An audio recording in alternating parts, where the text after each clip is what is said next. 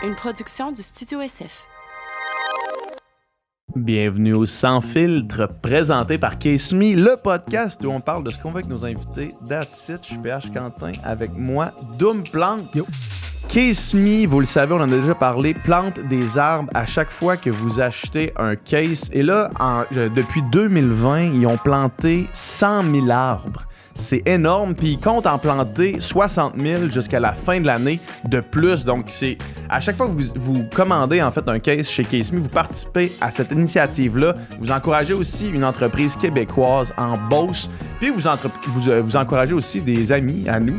Fait que profitez-en, allez voir ça, on a un code promo pour vous qui est le Sans Filtre 20 pour 20% de rabais, ce qui est un énorme pourcentage de rabais pour vos achats, donc profitez-en. Cette semaine, on reçoit Kim Lizotte, qui est humoriste, scénariste. Elle a écrit, entre autres, la série Les Simones, que vous connaissez peut-être, qui va avoir une nouvelle série aussi très bientôt sur Nouveau dans vos écrans. Kim, qui est une nouvelle adepte du Sans Fil Podcast, en fait, qui a commencé à nous écouter. Puis qui... Adepte? Auditrice. Auditrice du Sans Fil Podcast, disciple. Une disciple du Sans Fil. Puis c'est drôle parce qu'elle est arrivée ici avec plein de points dont elle voulait discuter, de choses qu'elle a entendues sur le podcast, sur lesquelles elle voulait revenir.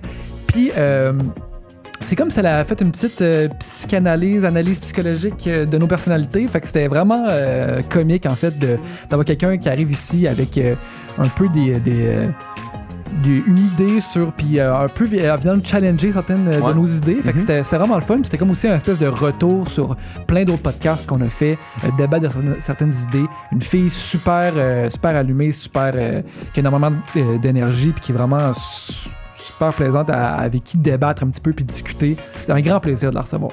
Yes. Juste avant, en fait, d'aller remercier nos annonceurs, on veut juste vous dire que on loue le Studio SF ici où est-ce qu'on est présentement, puis on est en processus de déménagement en ce moment, fait qu'on va agrandir les locaux, il va y avoir plus d'espace, il va y avoir plus de setup de studio. Donc, allez voir ça au studiosf.ca si ça vous intéresse. Puis là, on va aller dire un mot pour nos sponsors. Yeah. Le podcast est présenté par Wilder Harrier, vous les connaissez, ils nous commanditent souvent, ils font des produits alimentaires pour chiens, des produits innovants, des produits hypoallergènes pour votre petit pitou, le petit chien. C'est un petit chien ou un énorme colosse. Donnez-lui les produits Wilder Harrier, c'est des produits innovants, des produits hypoallergènes faits à base de protéines alternatives. On a des gâteries à base de poudre de grillon, à base d'algues de la Gaspésie, à base de pulpes recyclées qui sont pas utilisées pour faire des jus, qu'on fait des gâteries avec ça, des produits éco-responsables, c'est super cool. Ils font aussi de la nourriture à base d'insectes, puis de la nourriture à base de carpe asiatique, qui est en fait un poisson qui doit être pêché pour conserver les fonds marins. Donc, ils travaillent conjointement avec des pêcheurs nord-américains pour s'assurer d'avoir des sources de protéines éco-responsables. On a un code promo pour vous autres qui est le SF20 pour 20% de rabais si vous allez sur leur site web monchiensauvelemonde.ca. Fait que merci la gang de Wilder Harrier, puis honnêtement, allez checker ça parce que à chaque fois qu'on parle de Wilder Harrier, il y a du monde qui nous disent qu'ils ont acheté ça pour leur chien, puis ils trippent. Eux, mais aussi le chien. Fait que allez voir ça, puis merci la gang de Wilder Harrier. Le podcast de cette semaine est présenté par nos amis chez Manscaped, qui sont la compagnie ultime pour l'entretien sous la ceinture, qui viennent tout juste de lancer leur 4e génération du Performance Package, qui comprend le Lawnmower 4.0, leur instrument vraiment porte-étendard. Ça va en fait sous l'eau, c'est waterproof. Il y a une technologie qui empêche de niquer les petites parties intimes. Puis ça peut aussi être utilisé pour la barbe. Il y a plusieurs niveaux en fait de garde qui vous permettent de vous mettre un petit peu de style. Ça vient avec un déodorant pour les balls et un petit toner qui vous ravive ça. Ça vient même avec des boxers. Puis si en fait moi j'utilise le Lawnmower aussi sous la ceinture, autant pour ma barbe, mais si vous préférez là, être un petit peu plus sur la cuirette, d'homme à ce qu'il vous faut là. Il y a aussi le Ultra Smooth Package. Ultra Smooth, ça, c'est en fait un petit rasoir à lame. Moi, j'aime bien la lame pour ce qui est vraiment des parties intimes, pour que ça soit là, vraiment le plus smooth possible, le nom le dit. Puis, il est tout petit, le rasoir. Il est vraiment facile à manier dans cette région-là. Et puis, j'ai jamais été aussi doux de toute ma vie. Vraiment, c'est une révolution. Moi, On les n'en produits entend Manscaped. que de bons feedbacks. Là. Puis vous êtes beaucoup aussi à en faire l'acquisition. Il y en a qui nous écrivent en privé « Hey, ça marche-tu vraiment bien, les produits Manscaped? » Puis moi, j'ai aucune... J'en parle à tout le monde, je répands la bonne nouvelle. Les produits Manscaped, c'est vraiment révolutionnaire. Ça va extrêmement bien. Si vous êtes un adepte des couilles bien rasées, À bien défaut fraîches, d'autres mots. bien entretenus, vraiment, c'est des produits qu'il vous faut. PH porte le parfum, moi je porte les boxeurs de manière assidue. Je les mets en rotation. C'est vraiment... On pourrait pas les recommander plus. On a un code promo pour vous autres qui est le sans filtre en un mot. C'est 20% de rabais plus le shipping gratuit. Donc un énorme rabais. Allez voir ça. Puis plus jamais vous allez utiliser un autre produit dans le fond. Yeah. Merci Manscaped.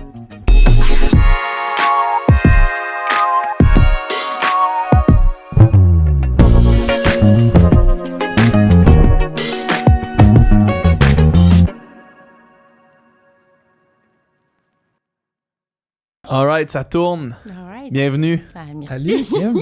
C'est bizarre, je suis comme starstruck parce que ça fait comme 2 semaines qu'on est ensemble puis vous le savez pas. C'est ça. Oui, mais c'est un peu à cause d'India Desjardins. Puis elle me dit, mais tu devrais écouter lui, puis lui, puis lui. Puis je suis comme rentrée dans un loop. Puis moi, j'écoute des podcasts pour m'endormir. Pas parce que vous m'endormez, là, mais parce que ça me calme. Puis tu sais, il y en a que je suis comme écouter inconsciemment des fois toute la nuit. Puis je me réveille avec vous autres. Puis là, je me fais un café. Puis des fois, je suis pas d'accord, mais j'aime ça être pas d'accord avec vous, des fois, ou avec vos invités. Puis on dirait que j'aimerais ça, genre, intervenir. Puis là, toi, je t'écris en disant, je suis pas d'accord. C'est ça, je disais à Adam, je pense que ça va être l'invité qui va s'être le plus préparé au Sans Fil podcast qu'on a reçu. Parce que tu m'écrivais, t'étais là, là, je viens d'écouter telle affaire, puis là, j'ai telle affaire, faut qu'on se parle de ça, faut qu'on se parle de ça. Ben, faut qu'on se parle de ça. Parlons-en, parce que c'est important, en plus, justement. Je vous ai suranalysé. Mais je pense que je fais ça dans la vie. Je fais ça avec mes amis ou les gens avec qui je travaille. Ça me tente pas de rentrer dans comment mon cerveau fonctionne, mais il y a comme quelque chose dans mon cerveau qui fait que je peux décortiquer rapidement quelqu'un. J'aurais dû être psychologue, mais là, il est trop tard pour retourner aux études et faire ça. Mais c'est ça que tu m'as dit, moi je suis une psychologue sans diplôme. oui. Même mon chum, des fois, il dit, tu devrais t'ouvrir un bureau de thérapie à la maison. Toutes mes amies qui défilent, venir me parler de leurs problèmes. Mais vous, vu que vous vous livrez beaucoup, vous êtes tellement vulnérable puis vous parlez tellement de vos vies personnelles que, tu sais, mon cerveau se fait juste enclencher en disant, ah ouais, le PH est de même.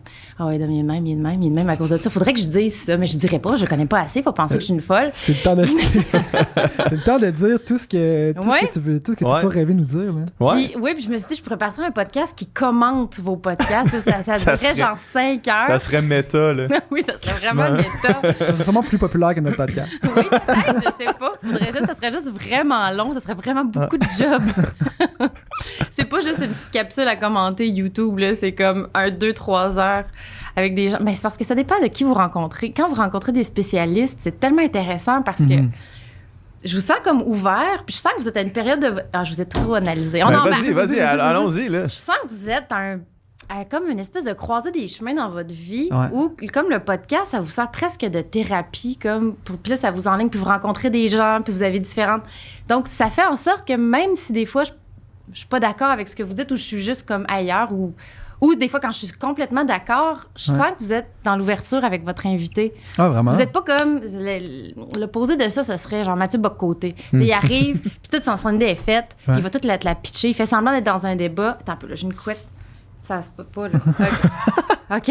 Il fait semblant d'être dans un débat, mais il n'est pas dans un débat. Tu sais, son idée est faite, puis là, tu fais juste son idée ne changera pas dans le segment pas. pendant lequel il l'expose. Oui, exactement. Ou même dans la vie privée, tu vas faire comme, voyons, Mathieu, tu penses ça. Mais, je le ferai jamais changer d'idée, puis il est capable de se back. Mais vous, mettons, si vous dites quelque chose, je sens que, mettons, que le spécialiste qui l'a invité, que vous avez, qui est ici avec vous, elle sent une ouverture pour faire, ouais, mais moi, je pense ça autrement. Fait que c'est pour ça que j'aime votre podcast.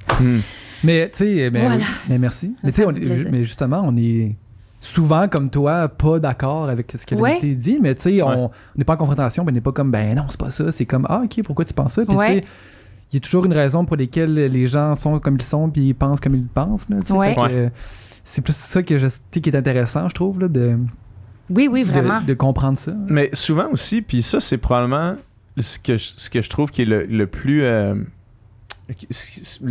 une des choses les plus intéressantes du format podcast, c'est que tu réalises que même si tu es en désaccord avec avec la personne sur une affaire. Puis mettons, tu peux être fondamentalement en désaccord. Tu sais,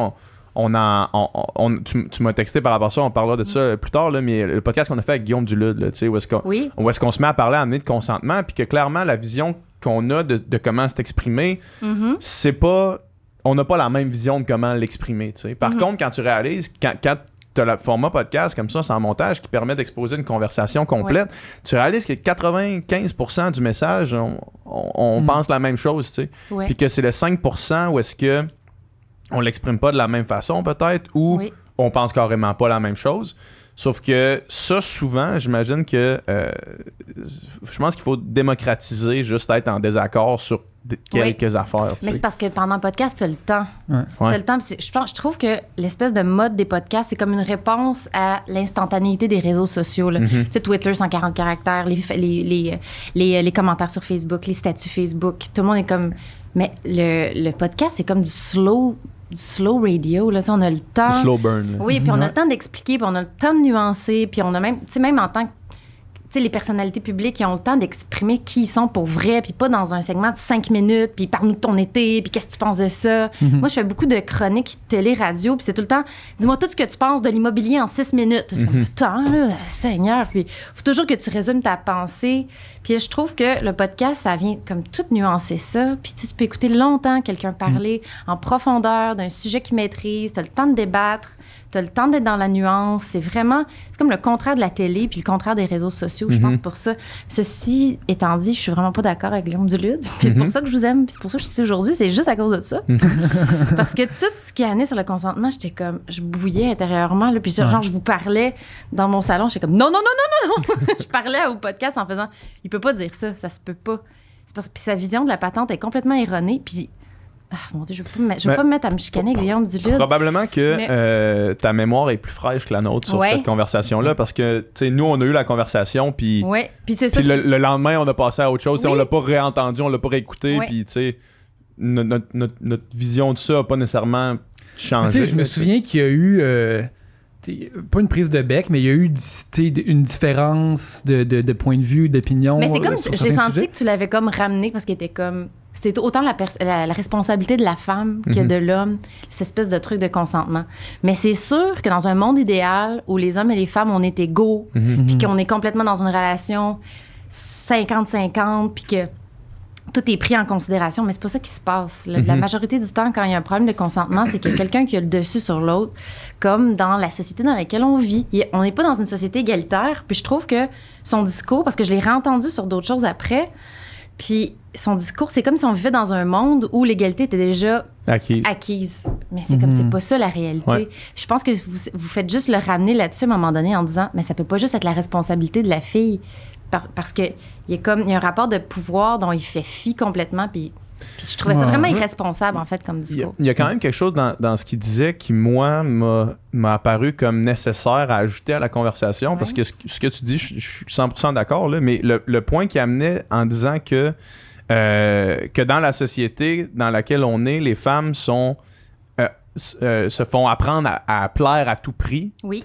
Ça, j'ai comme réalisé que pendant qu'on en parlait, j'ai comme fait, Chris, c'est vrai que c'est un énorme problème parce que probablement que il y a des situations où est-ce que le consentement est comme flou parce que la femme se fait dire, ben là, je vais accepter ce qui se passe, même si finalement ça me tente pas tant que ça parce qu'il faut que je plaise à l'homme, tu sais. Fait que cet aspect-là de déconstruire. Là, ça part de loin en tabarnak, là, de déconstruire, à apprendre aux femmes à ne pas plaire, à ne pas vouloir plaire à tout prix. Tu sais. Je trouvais que ce point-là était quand même intéressant dans la façon qu'il l'amenait. C'est pas la faute ni la responsabilité. Ben, c'est pas la faute de la femme, vous allez dire comme ça. C'est c'est comme le système qui a, puis tout ce qui a été véhiculé comme message depuis longtemps qui fait que cette réaction-là ou ce pattern-là vient justement de vouloir plaire. Mais c'est vrai qu'il faut déconstruire ça, mais c'est pas juste à la femme de dire change ça. C'est que rendu là, j'ai comme le feeling qu'on encule un peu des mouches dans le discours global, puis que peut-être attardons-nous à la section principale avant d'enculer ces mouches. Oui, parce qu'il y a une déconstruction à faire avant d'arriver à une relation sexuelle. Il y a comme une affaire de... Il y a déjà... Mais justement, c'est pour ça que je parle beaucoup à India ces temps-ci. On trouve qu'il y a beaucoup de dynamiques qui peuvent être malsaines, mais que c'est difficile de décortiquer. Est-ce que je suis dans une relation toxique ou je suis juste dans un couple qui vit dans une phase difficile? Est-ce que c'est moi qui ai de la misère à affirmer mes besoins ou c'est l'autre qui me manipule? Tu sais, c'est vraiment difficile de décortiquer. Puis si tu arrives jusqu'à la relation La ligne sexuelle, est vraiment mince dans toutes ces choses-là. la ligne est mince, mais je pense plus on peut faire d'éducation, puis plus les femmes vont se parler entre elles, puis plus les hommes vont être ouverts au discours, plus on va être capable de décortiquer. Tu le dis souvent, ça, dans les podcasts, que c'est quoi la ligne entre ça va bien avec ma blonde ou ça va pas bien, ou c'est fini ou c'est pas fini, ou ça, c'est une infidélité qui se pardonne, une infidélité qui se pardonne pas, ou tu sais, c'est... Puis je pense qu'on peut tous ensemble essayer de mettre des espèces de codes, puis de bases, puis de se comprendre pour justement qu'il y ait que ce soit moins flou. Puis tu sais, qu'on soit capable de se dire, non, ce que tu fais en ce moment, ce que tu fais en ce moment, c'est pas normal. Puis il y a une dynamique qui est pas juste. Puis qu'au lieu de faire juste, je suis peut-être dans un couple que ça va pas. Ou dans le fond, j'étais consentante, mais dans le fond, j'étais pas consentante. Mais j'aurais dû plus l'affirmer. C'est toute cette zone grise-là. Je pense qu'on est dans une belle ère pour essayer de mettre les codes plus clairs pour que ce soit plus fun pour tout le monde. Puis que tout le monde se sente mieux, en fait. T'sais. Est-ce qu'il y a quand même du propre à chacun dans ces choses-là, tu sais. Ouais. Parce que, mettons, je sais qu'il y a des gens dans des relations qui cherchent des relations pas conflictuelles, mais des relations challengeantes qui vont, tu sais, avoir des highs puis avoir des lows, puis il y a d'autres mondes qui cherchent de quoi de vraiment plus stable, avec des moins high, mais des moins bas lows, tu sais, mettons, puis de dire, est-ce qu'on peut arriver à un constat global de savoir qu'est-ce... Parce que là, tu mentionnais la normalité, tu sais, qu'est-ce qui est normal dans une relation, mais ça existe-tu, tu sais, la normalité dans une relation? Je pense que l'équilibre peut arriver, mais je pense que, vous le dites souvent, c'est connais-toi toi-même, tu sais, c'est un peu Socrate, là, tu sais. Plus tu te connais toi-même, si tu rencontres quelqu'un qui se connaît bien... Ça revient tout le temps à Socrate. Tu vas sortir la caverne tantôt. Mais il y a comme... il y a vraiment un truc de... C'est mieux, plus tu te connais, plus tu sais ce que tu veux, plus tu connais tes besoins. En plus, plus tu as des relations dans la vingtaine, plus tu expérimentes. À un moment donné, tu es capable d'établir ce que tu veux. Tu es capable d'établir ce que tu as de besoin, puis tu finis par comprendre à peu près quel genre de personne tu as de besoin dans la vie. Puis avec cette personne-là, après, tu peux établir ce que tu as de besoin. Tu sais, je pense pas que c'est le mariage qui a rendu les gens malheureux. Je pense que c'est d'établir que tout le monde devait se marier puis avoir des enfants pour être heureux. Je peux dire, il y a différents modèles, mais il faut être capable de s'épanouir dans tous ces modèles-là. Je pense qu'il y a différents modèles en ce moment qui sont intéressants, mais... Il faut être capable de s'épanouir dans tous ces modèles-là ou il faut être capable de trouver le modèle dans lequel on s'épanouit le plus? Il faut trouver le modèle dans lequel on s'épanouit le plus, puis que l'autre soit bien là-dedans, puis trouver quelqu'un qui répond à ça. Puis tu sais, c'est comme... Mais c'est ça qui peut être intéressant parce que c'est recalibrer toujours un peu jusqu'à temps que tu sois bien puis que tu sois heureux. Parce que de toute façon, quand tu tombes en amour, il y a quelque chose de tellement chimique puis de mystérieux que t'es mieux de dealer avec ça puis de te trouver avec la personne pour que ça fonctionne que de trouver quelqu'un que ça marche sur papier en théorie puis que finalement, mais que tu le files pas tant. En tout cas, moi, ça, c'est ma vision de l'amour. Mais à chacun son chemin. Quand j'essaie d'imposer ma vision des choses, je me dis, non, mais Kim, à chacun son chemin, là, à chacun. Quand j'ai vu Jonathan Roy qui est venu ici, là, j'étais comme, oh my God, c'est comme l'homme le plus libre que j'ai vu de ma vie. Je m'attendais pas à ça. Je suis comme, what? Ouais, mais c'est ça, c'est parce qu'il l'a tellement pas été longtemps. Ouais, c'est par la nature il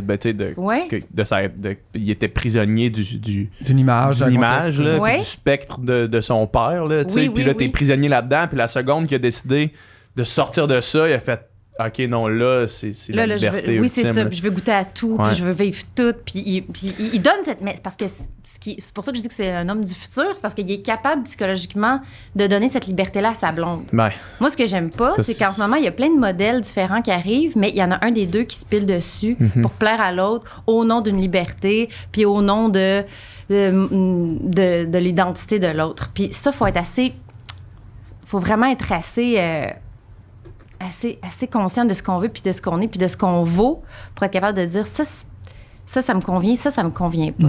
Puis c'est pour ça que vous avez fait plein de podcasts avec des femmes d'à peu près 30 ans qui m'ont beaucoup confrontée parce que je me disais, j'entendais dans leur discours, mais tu sais, je suis prête à accepter ça, mais j'étais comme, OK, t'es prête à accepter ça au nom de l'amour, mais je le sens que fondamentalement, c'est pas ça que tu veux. Puis c'est comme... As-tu des exemples? Oui. Je veux pas que la personne se sente visée puis qu'elle m'écrive sur Instagram parce que après. je sais pas de quoi tu fais référence, fait que c'est dur. Oui, mais des fois, c'est comme... Il y a des filles qui font comme... Je serais peut-être capable d'être dans une relation ouverte, mais je le sens... Je le sens que c'est comme... Pour pas perdre son chum à tout prix. Il y a comme... Puis ça, je le sens des fois. Puis je sens qu'il y a des gars qui sont assez manipulateurs pour faire croire à l'autre que c'est une décision commune. On avait parlé quand on a reçu India. Moi, c'est quelque chose qui me... Ah, ben oui, mais ça, c'est intéressant. C'est quelque chose qui fait vraiment beaucoup de chemin dans ma tête, en fait. C'est la vision collective qu'on a de l'amour avec un grand A là, comme valeur suprême qui overrule tout le reste, là, comme étant quelque chose que... La fameuse image de l'âme sœur qui existerait quelque part, puis qu'une fois que tu trouves cette personne-là, que tu tombes en amour, c'est unique, puis ça se reproduira pas. Puis moi, j'ai de la misère avec cette conception-là. Ça existe pas. C'est ça, non, mais exact, c'est ça. Non, mais non seulement ça existe pas, sauf que l'idée qu'on s'en fait quand même de quand, mettons, t'es prêt à accepter de la merde en tabarnak parce que t'aimes quelqu'un. Ouais, ça puis, marche pas. Puis ça marche pas, ça. Non. Sauf que quand t'es dedans, c'est dur. Je le sais, là. Moi, je suis le premier à tomber en amour puis à voir, à rien voir, là. OK. À rien voir. J'ai plein de questions pour toi là-dessus. Ben, parlons-en. Moi, je tombe en amour, je vois rien du tout. Puis quand je charge, je fais comme, hey man, qu'est-ce qui vient de se passer? Genre, comme si, en claquant des yeux, tu te réveilles 3 ans plus tard, la même personne que t'étais avant, puis tu fais genre, wow, c'est quoi cette ride-là, tu sais? Oui. Puis pourquoi t'as accepté telle affaire, puis telle affaire, puis telle affaire, puis telle affaire. Puis là, tu reviens sur ta relation, puis là, tu fais, Chris, finalement, j'ai accepté plein d'affaires parce que je me disais, j'étais en amour, mais c'est tellement... pas concret, c'est tellement abstrait, ce concept-là d'amour. Mais c'est l'espèce de qu'est-ce que je fais qui est un compromis, puis qu'est-ce que je fais que je le fais contre moi puis que c'est malsain. Mais en même temps, mais ce que dans le livre d'India, puis ce que India et moi on parle souvent, c'est l'espèce de le truc, la fiction, ce que ça a eu sur nous, là, au-delà du conte de fées puis du prince charmant, l'espèce d'une relation, c'est supposé d'être en mouvement, puis tu vas rechercher l'autre, puis il vient te rechercher, puis l'espèce des papillons que ça donne. Mais ces papillons-là, ça peut être juste un stress aussi, qui fait en sorte que tu es en train de te faire manipuler, puis l'autre est capable d'avoir une emprise sur toi, puis le petit boum boum boum qui arrive, c'est la peur de perdre l'autre, c'est la peur de l'abandon, des fois c'est la peur de voir son ego blessé, puis on finit par mélanger tout. C'est ça. Mais tu sais, si les relations étaient plus claires, si les gens établissaient leurs besoins puis ce qu'ils sont pour vrai, puis si on pouvait enlever une couple de manipulateurs du chemin qui fuck le reste pour les bons gars, là, je vous pointe en disant ça, c'est gentil quand même. Mais t'en as aucune idée. T'en as aucune idée, grasseur. Mais ça ferait en sorte que ce serait plus facile, mais il faut arrêter de penser... Tu sais, moi, j'ai eu une pause à un moment donné avec mon chum parce qu'il y avait quelque chose dans notre dynamique qui marchait plus. Puis il m'a couru après pendant 3 mois, puis ça a rétabli notre dynamique, puis ça a changé notre relation de couple pour le mieux. Mais j'ai souvent des amis qui prennent ça comme exemple. C'est pas la norme, ça. Hey, je fais comme ça n'arrive jamais. Je suis comme l'exception qui confirme la règle. Tu sais, laisse pas ton chum. Tu sais, j'ai des amis qui ont genre fait ah ouais, check bien ça. Je vais laisser mon chum. Cours après moi, mon tabarnak. Il va me courir après, puis il se passe rien. Je pense que je suis rendue à 3 amis qui font ça, puis je suis comme tu peux pas faire ça. Puis j'ai dit tu peux pas faire ça parce qu'en plus moi quand j'ai fait ça, je suis partie pour vrai. Il y avait pas de check bien ça. J'essayais pas de faire un effet. C'était comme final. Fait qu'il y avait pas. J'essayais pas de jouer une game. Mais c'est ça, c'est parce que là, la seconde que tes amis commencent à faire ça, ça tombe en mode manipulation, puis un peu malsain, puis là, la dynamique de malsainité va de l'autre côté. Là. Oui, c'est ça. Ouais. De faire ça dans le but de que l'autre change. Ou, tu sais, les gens qui changent réellement, tu sais, des aspects de leur personnalité ou de patterns qu'ils ont, c'est extrêmement rare. Là, c'est extrêmement rare. Ben oui. Fait que, surtout en avançant en âge. Là. Mais c'est ça qui est contradictoire parce que je peux conseiller à mes amis, genre, ben, ton chum, il sera jamais parfait, puis ta relation sera jamais parfaite, mais vous pouvez travailler là-dessus, puis vous pouvez vous apporter beaucoup. Puis même si vous êtes différents, même si vous avez des passes rough, c'est le fun de passer une passe rough parce qu'après, t'es tellement plus soudé, mais... Il faut quand même que je connaisse le conjoint de mon ami pour faire comme... Non, c'est peut-être un esti de manipulateur qui te fait passer ce qu'il veut, puis t'es pris là-dedans, puis c'est malsain. Mais si on est capable d'en parler... Parce que j'ai des amis, des fois, qui ne voyaient pas ça. Puis quand je disais, tu sais que les manipulateurs, ça parle comme ça, puis ça fait ci, puis ça fait ça, puis ça fait du gaslighting. Puis tu sais, c'est dit, t'es trop sensible, dans le fond. Puis que là, je sens que mon ami... Tu sais, j'en ai eu des amis que je sentais qui s'éteignaient, puis qui devenaient l'ombre d'elles-mêmes, puis qui finissaient par s'isoler, puis faire comme, ouais, mais je veux que ça marche, puis je veux qu'ils m'aiment, puis dans le fond, c'est moi. Puis qu'ils le prenaient sur elle. Peut-être que tu fais ça aussi, l'espèce de, tu sais, c'est moi qui est trop sensible. Peut-être que c'est moi qui est pas capable de dealer avec ça. C'est peut-être moi qui est pas assez ouverte. Peut-être que je suis pas assez ouverte sexuellement. Peut-être que je suis comme... Mais on le tu fait fais comme, tous. mais non, mais On le oui, fait tous. mais des fois, tu vois que quelqu'un est en train de disparaître, puis moi, mon message, c'est hey, choisis-toi à un moment donné. Choisis-toi, puis tu vas pas tout perdre. Puis c'est pour ça qu'India m'écrit tous les jours pour que j'écrive un maudit livre qui s'appelle Choisis-toi. Puis elle dit j'ai tellement d'amis qui ont besoin d'entendre ça. Choisis-toi, puis c'est correct d'imposer des affaires, genre. C'est correct de dire hey, moi, je veux l'exclusivité. Là. Ça se peut. Ben oui, là. J'ai Ouais. le droit de vouloir l'exclusivité parce que moi, j'ai le goût de la donner. Fait que je peux-tu la recevoir en retour? Puis ça veut pas dire d'être dans un conte de fées de je pense qu'on va être toute la vie ensemble qu'on ira jamais voir ailleurs. Mais si c'est pour ça que je te disais que t'es pas polyamoureux. Moi, quand tu m'as écrit ça, je suis d'accord avec toi. Je suis pas polyamoureux. Je pense pas que... Parce que dans le polyamour, il y a... Ouais. Il y a aimer plusieurs personnes Ouais. en même temps. Moi, je pense pas que je vais être capable de faire ça. Ben, je sais pas. Peut-être qu'à un moment donné, ça va arriver puis je vais réaliser que c'est quelque chose qui se peut. Mais moi, c'était pas ça. Je Ouais. me prétends pas polyamoureux. Là. Non, mais Ce que je pense, c'est que... Ce que je pense, J'ai hâte de te le dire. c'est que dans Ouais. une future relation, il va falloir que je... Ça va être un travail, en fait, un travail contre-intuitif de ma part de vouloir avoir un dialogue ouvert par rapport à ces choses-là. Ah oui? Ouais. Mais, OK, je vais t'analyser. Puis tu vois, tu le connais depuis genre 20 ans. Ouais. Fait que tu vas me dire si j'ai raison. Parce que quand je t'écoute, parce que t'en parles beaucoup, là, puis ça fait 2 semaines que je t'écoute parler. Ouais. Oh, ben c'est sûr que si t'écoutes tous les podcasts qu'on a fait dans le dernier Oui, 6 oui, mois, oui, je mettons, te connais là, bien ça se peut trop sur qu'on toi. ait parlé beaucoup de ça. Là. Mais il y a comme un truc, j'ai l'impression, je pense que tu as vécu un petit trauma. Je sais pas si tu t'es fait tromper, mais c'est pas de mes affaires. Mais je pense que tu as vécu quelque chose. Puis que ton côté rationnel essaie de tellement intellectualiser la douleur que tu as vécue pour plus la revivre. Puis ça, je me reconnais là-dedans parce que vers 30 ans, c'est ça que je me suis dit. Puis, tu sais, puis là, on dirait que tu essaies tellement de l'intellectualiser, puis ton cerveau essaie de tellement trouver une solution pour plus jamais te remettre dans cette situation-là que tu es prêt à faire. C'est peut-être le couple ouvert, c'est peut-être le polyamour, c'est comme il faut que je me back. Mais ma réponse à ça, là, de grande sage du Japon, c'est quand tu vas trouver quelqu'un qui va être rassurant, là, puis en qui tu vas avoir confiance, tu vas pouvoir avoir une exclusivité en t'imaginant que s'il arrive quelque chose, tu vas être capable de passer au travers avec la personne. C'est quand tu es avec quelqu'un qui te rassure pas, qui est pas rassurant, que tu sens qu'il est... Soit que c'est quelqu'un qui est trop dans la séduction, c'est quelqu'un qui a brisé ta confiance, c'est quelqu'un que tu sens qui peut mentir. Là tu peux pas avoir tu vas être dans l'hypervigilance, fait que tu pourras jamais être dans l'espèce de est-ce que je veux dans une relation ouverte, est-ce qu'on peut se permettre d'aller voir ailleurs, que de juste être hey, j'ai le goût d'être à 100% avec toi, qu'on bâtisse ensemble à 100%, qu'on soit vraiment dans une vraie intimité puis qu'on partage un bout de notre vie ensemble. And when shit happens, shit happens. Ben non, mais c'est... Plutôt que faire comme là, je vais laisser toutes les portes ouvertes. Ouais. Puis je vais être prêt à tout, puis c'est correct si tu couches avec quelqu'un d'autre, puis il n'y a plus rien qui me fait mal. Puis... Mais je te dis ça parce que Mais c'est j'ai- une réflexion que j'ai eue vraiment longtemps pour justement pas souffrir, puis que plus jamais personne me fasse de peine, tu sais. Parce que ce que tu dis là, je Ouais. l'ai réfléchi. Ouais. J'ai pensé à la possibilité que c'était peut-être pour ça que Ouais. je me disais ça. Parce Ok. que oui, ça m'est arrivé de me faire tromper, puis oui, j'avais le réflexe de dire là, je veux plus que ça arrive jamais. Mhm. C'est la pire feeling au monde. Pire feeling au monde. Sauf que après ça, en réfléchissant à ça, la réflexion était pas sur me faire physiquement tromper, Ouais. mais c'était sur me faire cacher des affaires. Ah Puis oui, me faire c'est jamais, ça, que c'est ça ça. revienne jamais. Oui. Fait qu'une fois que ça, j'ai réalisé ça, Ouais. je me suis dit, OK, fait que c'est pas parce que je veux me protéger moi, c'est juste parce que dans ma prochaine relation, quand je parle de couple ouvert, Ouais. mettons, puis c'est juste d'avoir le dialogue transparent, Ah oui, oui, oui. absolument, à Oui. tout prix. Oui. À tout prix. Puis après ça, moi, la sexualité dans ma vie, c'est important, mais c'est pas la chose principale dans une relation. Là. Ça fait partie de quelques affaires qui sont vraiment importantes, mais c'est pas la chose la plus importante.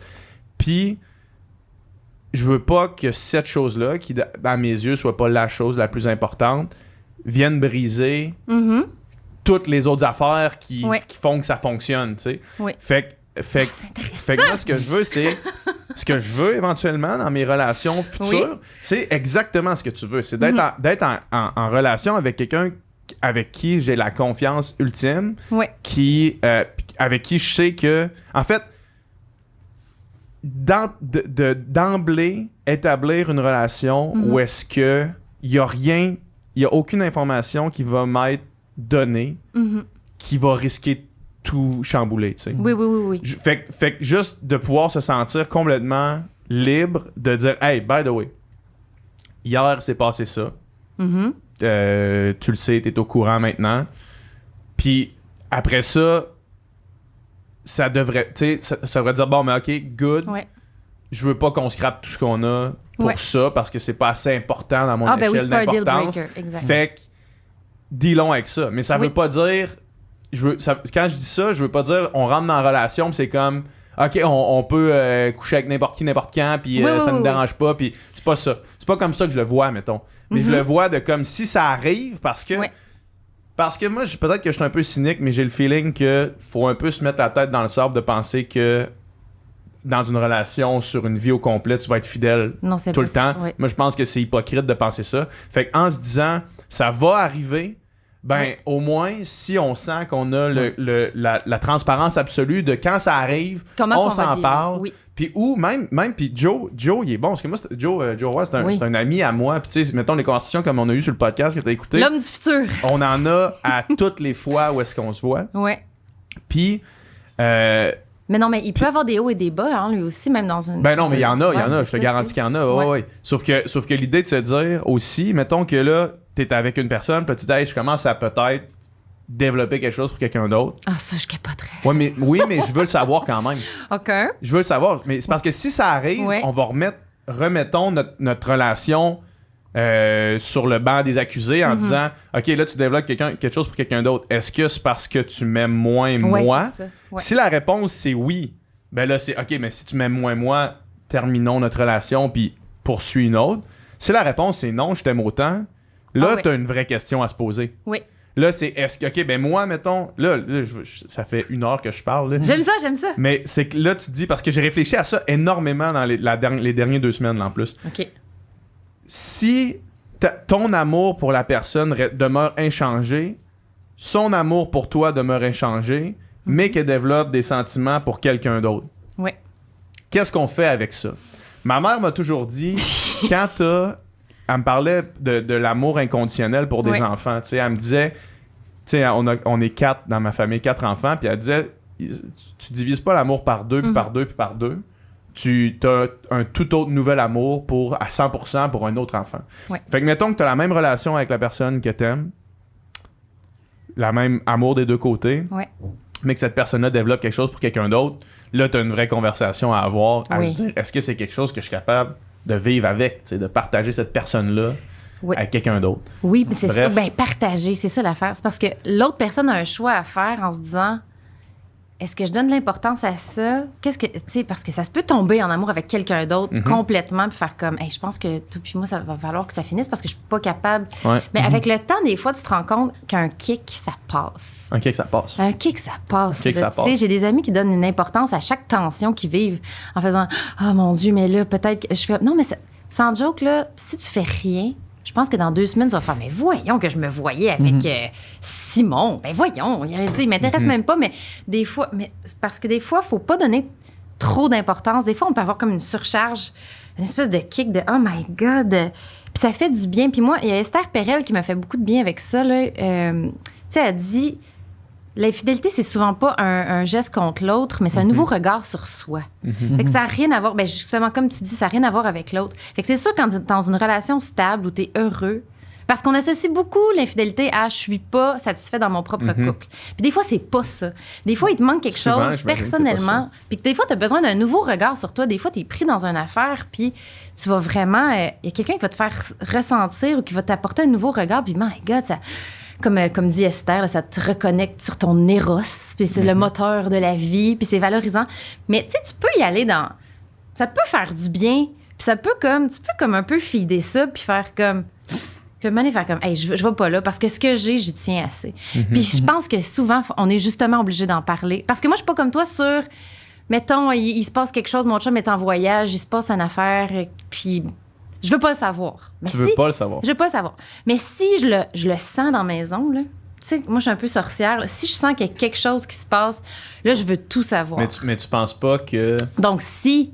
Mais oui, mais non. Que tu vas le sentir, tu sais, mais c'est si... sûr. Ouais, mais peut-être pas. Mais, C'est dur de laisser ça dans les bagages. Mais si, comme tu dis, si je sens qu'il serait shifté par quelqu'un d'autre, là, c'est sûr que je veux qu'on s'assoie, qu'on en parle. C'est-tu juste une tension temporaire? Est-ce que c'est juste... Fait que moi, c'est pour ça que je pense que je suis capable d'un peu tout accepter parce que je me dis... Parce que quand tu prends la décision, je vais être avec toi 10 ans. On a un enfant, là. Je veux qu'on soit au moins 10 ans, 20 ans, 30 ans ensemble. Tu peux pas faire tout ce chemin-là en te disant il arrivera rien d'un bord puis de l'autre. Puis, il faut en parler quand ça va bien. C'est ça qui est fucked up. Ça va tellement bien. On va-tu vraiment parler d'infidélité? Là, ben oui. Puis là, ça fait comme, là, c'est vraiment le moment. Puis la meilleure façon, je pense, c'est de parler de l'historique de l'autre. Puis moi, en plus, j'ai comme un discours contraire. On dit souvent, tu sais, infidèle une fois, infidèle à jamais. Mais moi, je trouve qu'il y a des gens qui ont été infidèles, qui ont tellement été traumatisés de ça, qui sont fidèles. Là, moi, je suis fidèle là, parce que dans ma vingtaine, j'ai fait de la peine à des gens que j'aime. Puis ça a comme... Je fais comme, je ne vais plus jamais revivre ça de ma vie. Qu'est-ce que c'est ça, ce feeling-là? L'espèce de mais, tu sais, je sais pas ce qui peut m'arriver dans le futur. Il faut jamais, comme, voir sa vie comme quelque chose de fermé, là. Mais... Faut être... Si on veut des relations de couple qui durent plus que 2-3 ans, faut comprendre qu'à un moment donné, il va y avoir des discussions à avoir. Puis il faut aussi, comme... Un couple, c'est sur choisir. C'est sur choisir, peu importe ce que tu rencontres. Puis les gens que je connais qui sont vraiment fermés en disant « Moi, mon chum me trompe, c'est fini. » Quand ça leur arrive, ils sont déboussolés. Puis tu fais comme « Ah, ben non, on va pas tout crisser ça à terre. On va pas tout crisser ce qu'on a à terre là parce qu'il s'est passé quelque chose. Est-ce qu'on s'aime encore? » Puis des fois, ça fait des breakthroughs. Il y a quelqu'un d'autre qui a dit ça ici dernièrement. C'était Anne-Marie. Oui, mais c'est vrai que ça fait des breakthroughs parce que justement, mais toi, tu dis ça qu'à un moment donné, tu avais une rupture, puis là, tu dis tout. Tu dis tout comment tu te sentais. T'es comme un élan d'authenticité puis de vulnérabilité.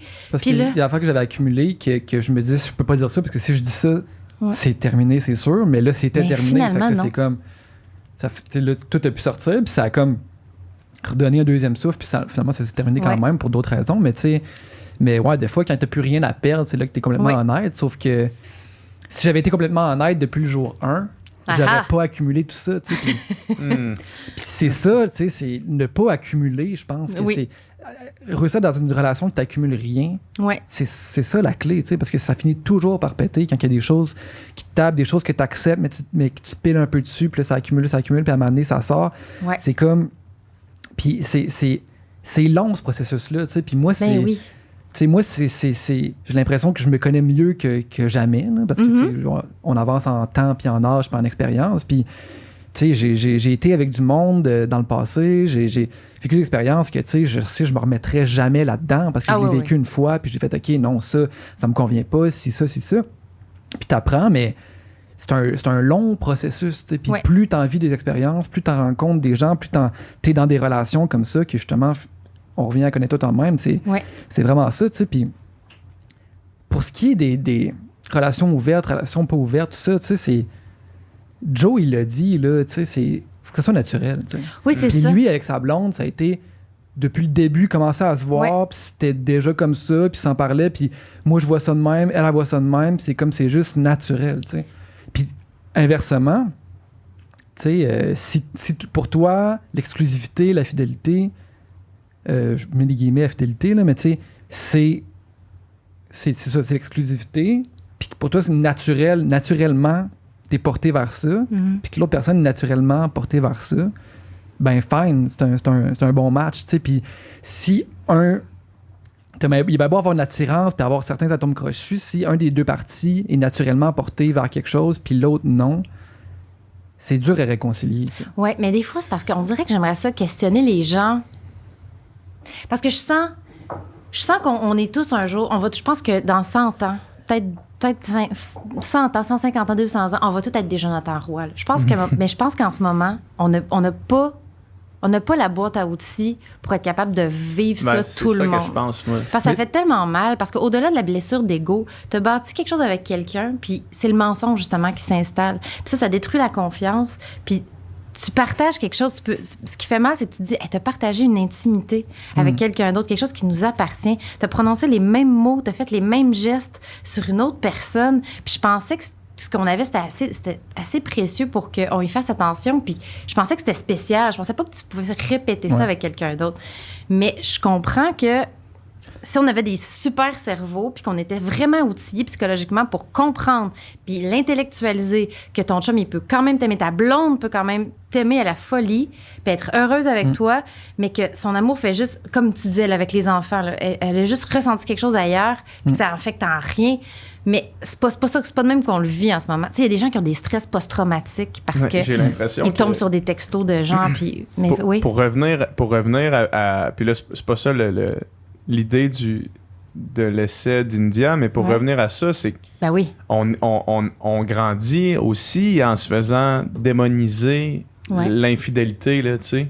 Puis c'est sûr que, tu sais, tu dis, si ça vient naturel, mais c'est sûr que si tu te fais marteler une façon d'être en couple qui est exclusive toute ta vie, si tu te le questionnes jamais, ce qui va être naturel pour toi va être une relation exclusive, tu sais. Fait que c'est quand même important de remettre ça en question, puis de se remettre nous-mêmes, puis tu sais, juste de s'asseoir puis de faire, bon, OK, voici ce qui se fait. Qu'est-ce que j'en pense si j'essaie d'enlever tout ce qui m'a été balancé en pleine gueule? Toute la construction sociale. Toute la construction sociale. Qu'en est-il de moi? Oui, puis qu'est-ce que je suis capable d'accepter, puis qu'est-ce que je suis capable de comprendre. Mais c'est pour ça que je voudrais que tout le monde, en ce moment, prenne des papiers crayons, qu'on écrive sur un papier. Avec combien de personnes j'ai besoin de coucher par année, mettons, là? Tu sais, mettons, là, il reste, autour de la table, il reste d'avoir des réponses très différentes. Mais c'est parce qu'il arrive un moment... Ben, tu sais, mettons qu'on oublie le 20 à 30 ans, là. Mais il arrive un moment... Tu sais, quand tu rencontres quelqu'un, si quelqu'un te dit d'emblée, moi, j'ai vraiment besoin d'être dans une relation ouverte parce que je me connais, j'ai vraiment besoin de séduire beaucoup. Ou je suis quelqu'un de très convoité. Tu sais, tu sais, vous êtes peut-être très convoité vu que vous avez un super podcast. Il y a peut-être des filles qui vous DM tout le temps. Il n'y a rien de plus chaud qu'un podcast. Oui, il n'y a rien de plus chaud que les podcasteurs. Non, écoute. Oui, ben toi, c'est quand tu sors d'OD, là, ça crée une espèce de montagne. Puis, t'as le droit de te dire, hey, j'ai envie d'en profiter, j'ai envie de butiner. Puis, je serais pas capable d'être dans une relation stable en ce moment parce que là, je suis bombardée de filles qui veulent me rencontrer. Puis, je suis vraiment dans une phase de ma vie où j'ai pas envie de me caser. Puis, je vais le vivre à 100%. Puis, quand tu rencontres quelqu'un, tu le dis que t'es dans cette phase-là. Puis, tu peux te le permettre. Puis, je suis pas mal sûre qu'il arrive un moment où tu te tannes. Je sais pas. Mais oui. Tu sais, tu te tannes à un moment donné de rien. Puis, tu sais, j'ai même des amis gars qui comprennent même pas pourquoi ils se tannent puis qui sont tannés de tout ça, mais je suis comme, t'as rien bâti, t'es même pas capable d'être dans un moment d'intimité avec quelqu'un. Fait que même si tu rencontres plein de filles, tu te sens extrêmement seul. Mais la beauté de la chose... Mais la beauté de la chose, parce que j'ai quelque chose de très positif à dire. Les gars, c'est ça. Il y a des filles partout, mais je suis seule. Mais c'est quoi, mettons? Parce que c'est ça, mais moi, moi, j'étais tellement malheureuse célibataire. Puis j'étais comme, Calice, comment ça, je suis malheureuse? Parce que je suis tellement free dans la vie. Je rentre pas dans les conventions. Moi, à 30 ans, là, j'avais même pas de cellulaire, je pense. J'avais même pas de carte de crédit. J'étais pigiste, contrat sur contrat. Je faisais des bars. J'étais free. J'avais pas besoin. J'avais aucune pression de me marier, de faire des enfants, d'avoir une job stable. Je pouvais vivre avec 20 000 $ par année. Mais Chris, je voulais un chum. J'étais comme, pourquoi je suis traditionnelle comme ça? Mais je changerais pas mon ADN. Fait que, tu sais, même que India m'a diagnostiqué que j'étais demisexuelle, là, mais ça, c'est une autre histoire. Demisexuelle? Oui, elle m'a dit, c'est parce que t'es demisexuelle. C'est quoi ça? C'est quoi c'est comme. Puis l'autre fois, j'ai entendu Pony dans un podcast qui a dit, moi, s'il n'y a pas de connexion, je peux pas. Fait que je pense, j'ai comme besoin d'une connexion émotive pour avoir du fun sexuellement. Okay. Ouais. Sinon, je fais comme, what the fucking fuck? Tu sais, je suis capable de mécaniquement passer au travers. Ouais, mais c'est ça, le mécanique puis y retirer du plaisir, c'est pas la même chose. Oui, puis tu sais, quand je suis tombée célibataire, je pense que c'était la période de ma vie où j'ai pogné le plus, puis mes amis étaient comme, mais profite-en! Oh my God! Puis j'étais comme, j'en profite pas. Je regarde un peu à fond, je suis comme, je trouve les gars niais. Parce que je connectais pas. Ouais. Je connectais pas avec personne, il n'y avait pas de connexion. J'ai sûrement ce diagnostic-là aussi. Là. Oui, c'est ça. mais là, c'est parce que c'est ça le sentiment de solitude extrême, parce que tu fais comme, Chris, quand est-ce que je vais reconnecter avec quelqu'un? Puis des fois, tu as une ah ben oui, mais parce que des fois, tu sors d'une relation où tu avais une vraie connexion, là, tu es déconnecté, puis tu voudrais reconnecter tout de suite comme dans ce que tu étais avec l'autre. Mais ça prend du temps. Tu sais, reconnecter avec quelqu'un, puis bâtir quelque chose, puis partager son narratif. Là, je parle comme un livre. Mais ça prend du temps, puis ça prend des efforts, puis il faut se laisser le temps de rencontrer l'autre aussi, puis d'attendre de trouver la bonne personne.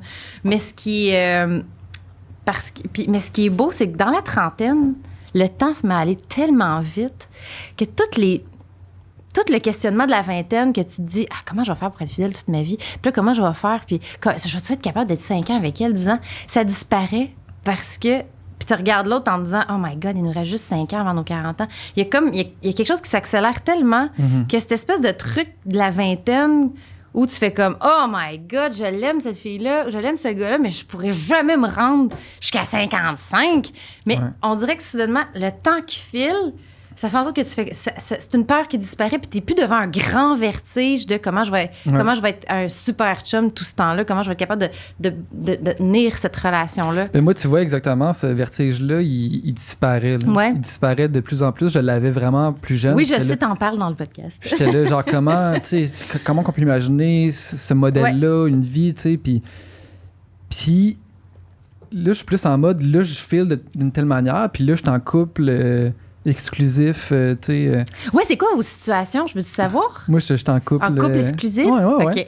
Puis genre, complètement à l'aise, complètement bien là-dedans, pas dérangé, pas démangé par ça, de genre, les pulsions, faut que absolument que j'aille voir ailleurs pour... Non, je suis juste bien là-dedans, sauf que moi et ma blonde, on en parle, puis c'est pas comme juste par défaut, c'est comme ça, tu sais, on a parlé first date, tu sais quoi, toi, relation ouverte, comment tu vois ça, tout ça. Puis, tu sais, ça a tout le temps, first date, ça a été, ça serait peut-être une possibilité, tu sais, genre, je peux m'imaginer dans un modèle de même. Puis la relation a évolué, puis finalement, ça a comme naturellement été, là, je feel juste, tu sais, juste nous deux, tu sais, je file pas, j'ai pas envie d'aller voir ailleurs, elle non plus. Surtout au début. C'est juste comme fait de même. Mais exactement, surtout au début, mais il y en a d'autres qu'au début, c'est direct de même. Mais là, j'ai moins ce vertige-là parce que je me dis, si dans 5 ans ou dans 10 ans, ça peut changer, puis on en reparlera. On en reparlera rendu là, tu sais. Puis, fait que là, c'est comme... Puis l'autre jour, c'est vraiment...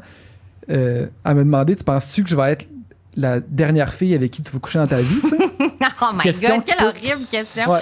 Mais tu sais, mais on se pose des questions de même, question qui t'amène à une conversation un peu chiante que tu veux pas vraiment avoir. Oui, fait comme ça. J'espère que non. J'ai dit, je pense que tu vas être la dernière avec qui je vais coucher. Mais je pense que tu seras pas la seule avec qui je vais coucher. Ah oui, hein?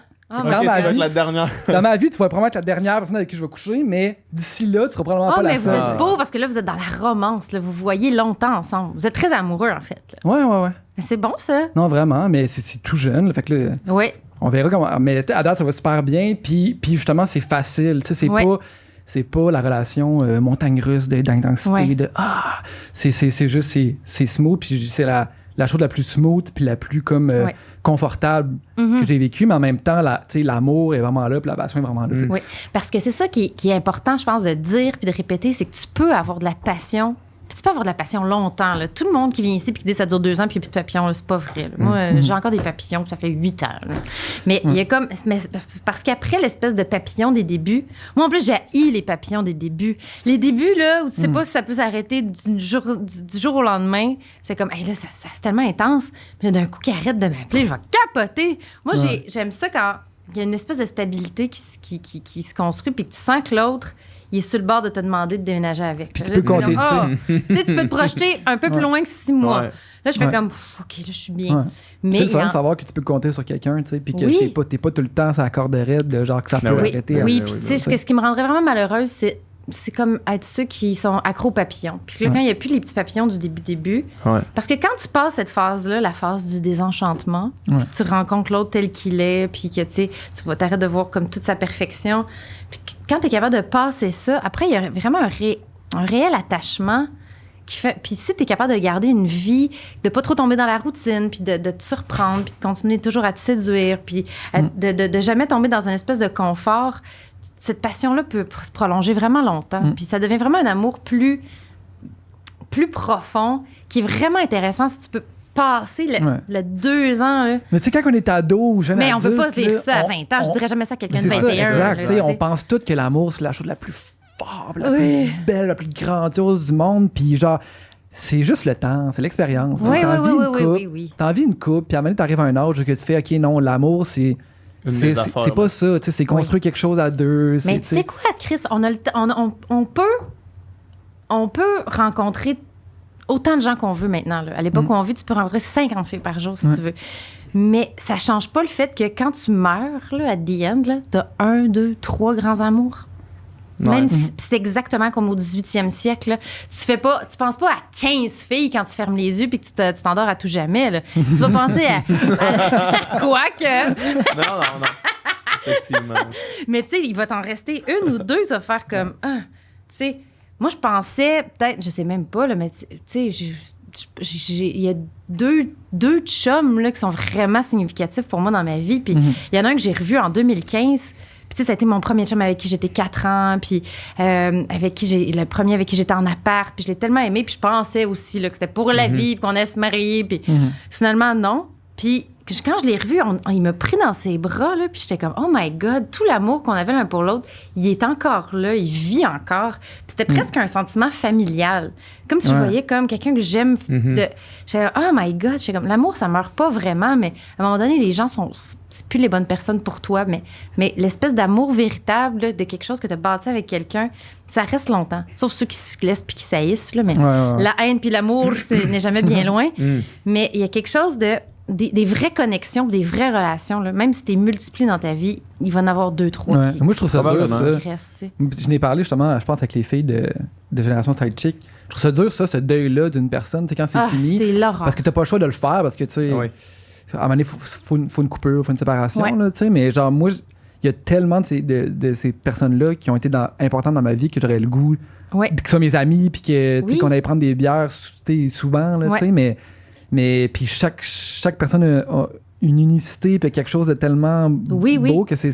Mais c'est parce que c'est quelqu'un d'important, parce que c'est quelqu'un qui a partagé ton histoire. C'est pour ça que j'aime beaucoup le couple, là.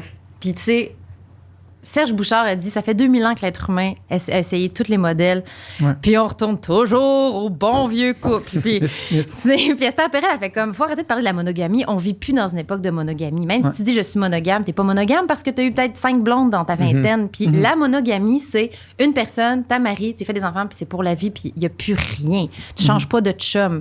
Fait que il y a comme un terme maintenant, c'est la monogamie sectionnelle. Ouais, c'est ça, en série, là, genre. En série, mais tu sais, tu peux faire un 10 ans avec une personne. C'est pour ça que c'est beau quand tu vois quelqu'un avec qui tu as été, puis c'est comme, oh my God, toi, tu sais ça, toi, tu m'as vu malade, tu m'as vu là, pleurer ma mère, tu m'as vu. Puis, tu sais, c'est comme, c'est quelqu'un avec qui tu n'es même pas obligé de parler parce que tu fais comme, tu t'en sais tellement sur moi.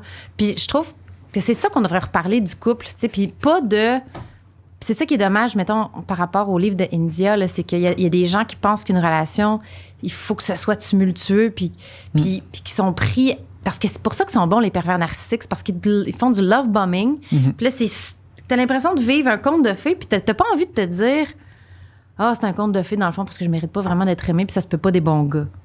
Fait que c'est quoi la ligne entre là, je suis en train de me faire love bombing avec des fleurs puis des promesses puis de l'engagement trop rapidement, puis là tu le prends, puis après ça devient comme en montagne russe, puis ça peut durer des années. Là, j'ai des amis, ça fait des années qu'ils sont pris là-dedans, puis je sais plus quoi faire. Mais puis c'est vraiment difficile à voir aller, puis quand c'est tout intellectualisé puis qu'ils te disent mais c'est parce qu'on s'aime, mais on va se trouver, puis c'est pas facile, puis dans le fond, puis il y a toujours le petit discours, puis il y a même des gars qui vivent ça avec des femmes d'ailleurs, mais l'espèce de non, mais là, il m'a dit que là, puis là, on va peut-être faire de la thérapie ensemble. Quand ça va être réglé. Quand ça va être réglé. Puis ça, c'est pas ça l'amour. C'est pour ça que tantôt, je voulais dire, faut marteler que la passion, ça peut être beau, puis ça peut être stable, bizarrement. Ça peut durer longtemps quand même.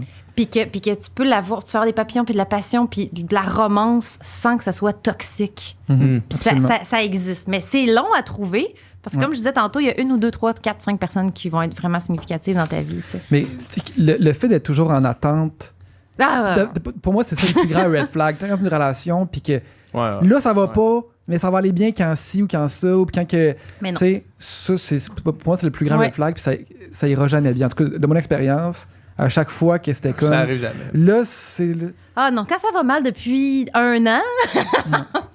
Mais tu sais, oui, parce Mais que même- ça peut être long. Même si on sort des relations, là, j'avais cette Oui. réflexion-là l'autre fois, même si on sort des relations, mettons que tu prends juste ta vie professionnelle, là, Mm. de faire genre, là, c'est vraiment une go pendant 2 semaines, mais après ça va être plus mollo. Puis là, après ça, là c'est vraiment. Puis là, après ça, tu cours tout le temps après ta queue, C'est tout le tellement temps ça. essayer de rattraper quelque chose, là, puis Oui. ça arrive jamais, là. Ça arrive Tu jamais. sais, ça arrive jamais. Faut se mettre Non. ça dans la tête, ça arrive jamais. Ouais. Si tu cours après Ouais. quelque chose, puis que t'es pas dans.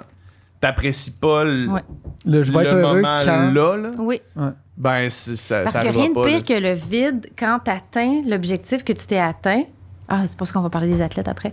Puis que tu te rends compte que finalement, tu te sens vide puis malheureux. Parce que quand tu vas mal, parce que ça va mal, ça a des problèmes d'argent, ou ça va mal à la job, ça va mal avec ta blonde, tu es comme, ah, je suis malheureux, mais voici pourquoi.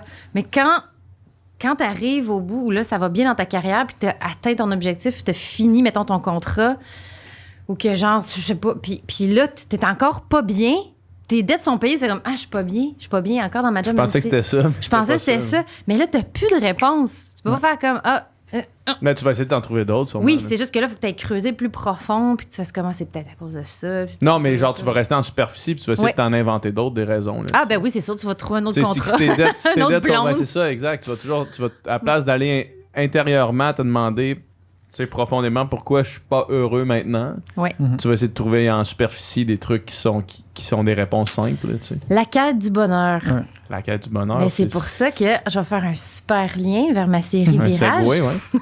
Tu vas faire un beau virage vers ta série Oui, Virage. parce que j'ai écrit une série sur l'après-vie des athlètes olympiques. Puis, Sujet qui est très cher au Sans Fil podcast. Là, ben oui, cette puis là, question-là. j'ai écouté hier votre spécial Nadia Butterfly, puis là, j'étais comme, oh mon Dieu, les filles savent pas ce qui leur attend. J'étais comme, oh mon Dieu, tout ce qui s'en vient. Parce que moi, je suis zéro sportive, là. J'ai zéro parcours sportif, là. J'ai plus un parcours artistique, intellectuel, Ouais. puis je comprends rien. Puis c'était comme quelque chose que je comprenais pas du tout. Puis je travaillais sur un projet, puis là, je parlais de Marianne Saint-Gelais, puis qui, quand elle a pris sa retraite, elle était très émotive en entrevue. Puis elle s'était mise à pleurer dans une entrevue, puis en parlant à mes producteurs, j'ai fait « Mais ça doit être incroyable à cet âge-là de faire table rase. » Puis moi, tous mes projets, c'est toujours quelqu'un qui fait table rase. Parce que je l'ai fait 5 fois dans ma vie, puis ça doit m'habiter, puis je répète la même histoire over and over. Mais elle a 28 ans, elle n'a pas de diplôme, elle laisse son chum, elle n'a plus de carrière. Puis là, il faut qu'elle recommence à zéro. Puis là, s'en est suivi 2 ans de recherche pour écrire ça parce que justement, je connaissais pas assez ça. Fait que là, j'ai rencontré des athlètes, puis des neuropsychologues, puis des psychologues, puis même un soldat à un moment donné qui fait comme des... Qui a un espèce de camp, je vais appeler ça le camp des champions, mais ça s'appelle pas comme ça, mais tu sais, qui rencontre des athlètes en retraite, ou en bouleversement. Puis là, j'ai comme tout compris, votre espèce de construction. Puis je me suis dit, mais il faut vraiment en parler parce que ça peut pas continuer comme ça. À un moment donné, j'ai rencontré tellement d'athlètes que j'avais l'impression de vivre le jour de la marmotte. Ils vivent, vous vivez, en fait, je vais t'inclure là-dedans, toute la même déconstruction. Puis c'est toute la même espèce de petite phase dépressive, toute la quête identitaire, mais c'est toute une quête identitaire que vous êtes supposé faire dans votre adolescence puis dans votre vingtaine. Puis vous êtes supposé d'avoir comme de l'expérience sociale sur le marché du travail, puis vous avez rien de ça. Mais en même temps, vous pouvez pas avoir ça si vous voulez vous rendre à votre but. Exact. Il faut que tu sois dans le déterminisme, puis il faut que tu fasses fi de toute la réalité, point, pour arriver à l'or. Puis, tu sais, Marianne, elle me disait, mais là, sur mon CV, j'ai 3 médailles olympiques, puis that's it. Qu'est-ce que je fais avec ça? Ouais. Puis, Tu te rends compte que finalement, ça a moins de poids ouais. pour bien du monde que toi, tu le pensais, tu sais. Mais c'est parce que je pense, mais c'est ça qui est contradictoire en plus, parce que En fait, ça n'a pas de poids. Dans le sens où tu peux être... Ça n'a aucun poids. Tu peux être Mais le tu peux meilleur faire au applaudir. monde dans Ah quelque ouais. chose, puis tu arrives dans un autre milieu, puis dans ce milieu-là, pour les gens qui sont dans Ça ce va. milieu-là, ça n'a aucune importance. Ouais. Fait que c'est très, très, très éphémère. Mais je pense que les gens dans le milieu artistique aussi le vivent, mais ils peuvent pratiquer leur métier toute leur vie. Ouais. Fait qu'ils peuvent toujours faire comme, non, là, je vais faire une pièce de théâtre, là, je vais écrire un livre, là, un peu moi. Là, je fais des fois, moi aussi, tu sais, quand j'ai commencé à écrire ça, j'étais en congé de maternité, puis j'étais comme, je suis plus rien. Puis j'étais comme en crise identitaire aussi, en faisant, oh my God, tu sais, dans le fond. dans le fond, qui suis-je si je n'écris pas, si je suis pas sur scène, je suis pas à la télé, qui suis-je? Puis, mais en même temps, je l'ai vite retrouvé parce que je me suis mis vite à retravailler, mais il y a vraiment... Tu sais, t'es qui quand tu peux plus dire « Ah ouais, moi, je suis en natation » ou « Je fais du ski alpin » ou « Je suis allée aux Olympiques ». Ça, par quoi tu te définis? Parce que ça vous définit entièrement, puis vous êtes très bombardé de ça. C'est du jour au lendemain, en fait. C'est du jour au lendemain. C'est du jour au lendemain. Moi, je me rappelle, j'ai déjà compté ça sur le podcast, là, mais je me rappelle que ma dernière compétition, le lendemain de ma dernière compétition, tu me demandais qu'est-ce que tu fais dans la vie, j'avais pas de réponse. Ouais. Puis la veille, je te disais, je suis un nageur. Le lendemain, la seconde que c'était terminé, tu me demandais qu'est-ce que tu fais dans la vie, rien à répondre. Ben, c'est ça, l'espèce rien de... à répondre. Je sais pas. Qu'est-ce que tu fais ce temps-ci? Je sais pas. C'est une perte de sens complète, en fait. C'est toute ta vie était destinée vers un objectif, puis justement, comme tu dis, t'as pas le temps trop de t'écarter de cet objectif-là, parce que c'est la chose principale, puis c'est la seule chose qui doit exister si tu veux performer. Puis non seulement c'est ça, tu sais, c'est la perte de ce sens-là, probablement la chose la plus dure, mais la perte de ta gang d'amis, la perte de tout un réseau de monde qui te supporte, un sentiment d'appartenance. Tu sais. Oui, c'est ça que je trouvais qui était... Parce que ton frère en parle ici, d'ailleurs, il voulait, dans son film, montrer le côté social, l'espèce de sentiment de communauté. Une équipe de sport, il n'y a rien de plus fort que ça. Oui, mais ça disparaît.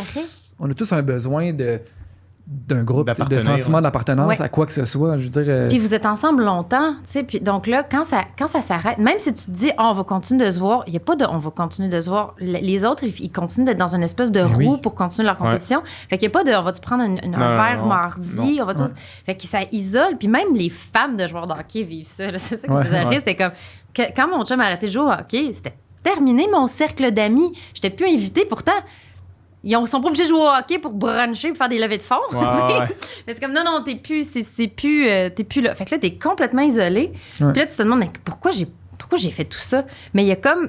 Donc, il y a quelque chose... Faut qu'on fasse quelque chose pour que les athlètes puissent avoir des vies plus équilibrées sans que ça change les résultats, ce qui va être fucked up, parce qu'en Chine, là... Ça va être impossible à faire. Ça va être impossible de faire ça. La solution, tu sais, puis ça veut pas dire que tu vas plus avoir le sentiment d'accomplissement après, mais c'est un meilleur accompagnement. Oui. Puis un meilleur accompagnement après, un peu, tu sais, tu parlais du gars de l'armée là, qui fait des camps avec des athlètes, mais parce que la ressemblance est quand même proche, tu sais, un vétéran qui revient, que là, il est un peu laissé à lui-même. Tu peux pas parler de ce là, qu'il vécu avec personne. Là, je suis traumatisé, puis là, je peux pas vraiment revenir dans la société, puis il faut que je vais remplir des sacs à l'épicerie, puis tu sais, j'entends un boom, puis je me calisse à terre, tu sais. Puis je suis laissé à moi-même, dans le fond. Ma famille a peut-être une pension, mais that's it, tu sais. Moi, je pense qu'il y a beaucoup de problèmes, du moins, en tout cas, moi, je vais parler de ce que je sais, là. Avec la natation en général, il y a beaucoup de problèmes de où l'argent va. Premièrement, la première chose, c'est que l'argent va beaucoup trop chez les jeunes pour booster la jeunesse puis la relève, puis que là, ceux qui, à 21 ans, réussissent pas à être aux Olympiques, ben là, on les laisse tomber, puis là, eux autres, ils pagayent comme ils peuvent. Fait qu'après ça fait que quand tu finis... Tu sais, mettons, Marianne, au moins, quand elle a fini, avait quand même accumulé de l'argent qui lui permettait d'exister, tu sais, parce que moi, quand j'ai fini... J'étais dans une dette d'études par-dessus la tête parce que j'ai pas travaillé tant que ça pour me concentrer. Fait que là, moi, je dépensais sa marge de crédit pour être capable d'aller au camp, d'aller aux compétitions. J'étais pas identifié par Swimming Canada. Fait que, tu sais, il y a déjà tout ça après ça. Puis là, quand ça finit, t'as aucun accompagnement. C'est comme... Moi, j'ai fait... Je me rappelle, j'ai une photo de ça sur mon cell. J'avais fait le record du Québec aux 50 mètres d'eau à ma dernière compétition. J'ai reçu un chèque de 33 $ de la Fédération de natation du Québec. Ça, c'était après, là, c'est genre, félicitations, record québécois. Puis là, j'ai le chèque. J'ai pris une photo avec ça parce que c'était comme, je trouvais ça trop ridicule, tu sais, genre une lifetime genre, juste le meilleur temps. Juste le meilleur temps ever de l'histoire du Québec dans cette discipline-là, tu sais, juste ça, là, tu sais, 33 $. Puis là, je voyais des chèques de 4000 $, par année qui allaient dans des enfants qui avaient 15 ans, là, tu sais. Puis là, moi, je suis là, puis bon, ben, OK, that's it. Ben, même quand tu finis, puis que là, admettons, même si tu finis en pleine gloire, puis que les gens te donnent beaucoup, beaucoup d'importance, puis qu'on te dit applaudit, puis t'as la fierté du Québec, il y en a toujours une plus jeune ou un plus jeune qui arrive, puis qui ramasse toute cette attention-là, parce que les gens, c'est ça, exactement. Puis ce que tu disais, Dom, tantôt, là, ça pourrait pas être plus vrai, là, quand tu disais... pour n'importe qui à l'extérieur de ce milieu-là, t'es rien. Là.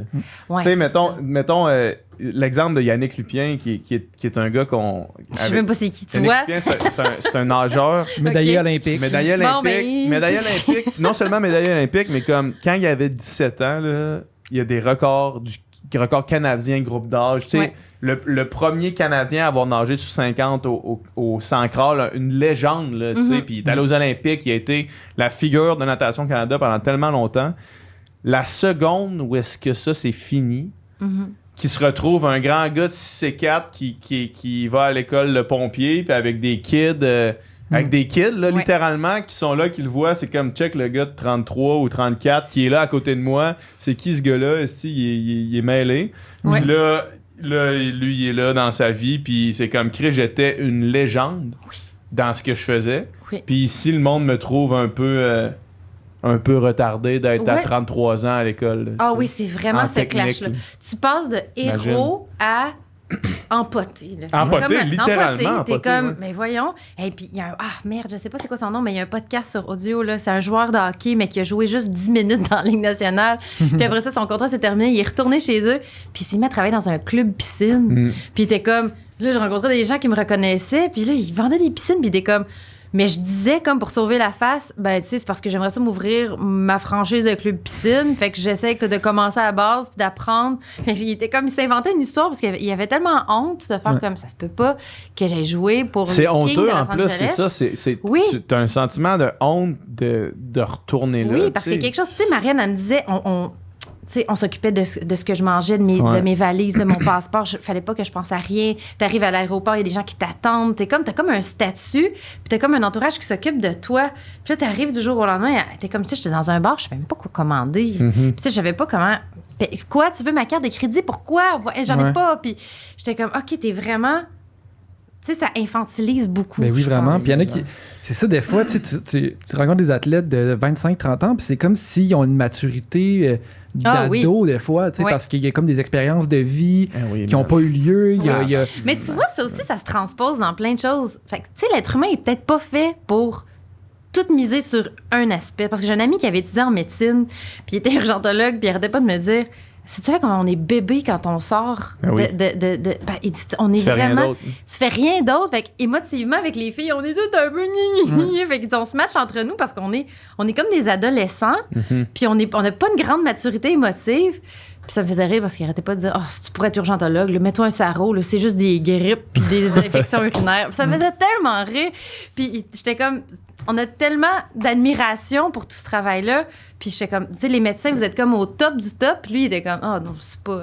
On est un peu... » émotivement, là, on a comme quelque chose à rattraper. Tu sais, c'est comme... Parce qu'il faut tout que tu mises sur ta réussite. Ouais. Mais c'est ça qui m'a beaucoup touchée dans la quête des athlètes. C'est l'espèce de comment tu retouches après ça à la reconnaissance, à la dopamine. Tu sais, te lever le matin et aller travailler. Ça réarrivera jamais. Jamais. Parce que tu te dis... Mais ça, faut que tu sois correct avec Ouais. ça. Là. Oui. Tu sais, puis je veux dire, c'est un feeling. Moi, je m'en ennuie encore, là, tu sais, de juste la veille d'une compétition, même la journée, monter sur le bloc. Puis, tu sais, il n'y a rien qui va recréer ça. Il n'y a rien qui va créer ça. Il n'y a rien, mais je pense qu'il y en a qui essaient de le recréer. Ou sinon, tu vis une dépression parce que tu fais comme... Je comprends pas pourquoi je me lève le matin pour aller faire ça s'il n'y a pas de médaille au bout. Il n'y a pas de médaille, il n'y a pas de victoire. Tu sais, la vie, c'est pas être excellent ou médiocre. C'est juste comme de continuer. Mais il faut que tu trouves ça beau. Tu sais, puis il faut que tu aies envie d'expérimenter des choses. Puis c'est ça qui est fou. Ah, j'ai plein de questions à te poser.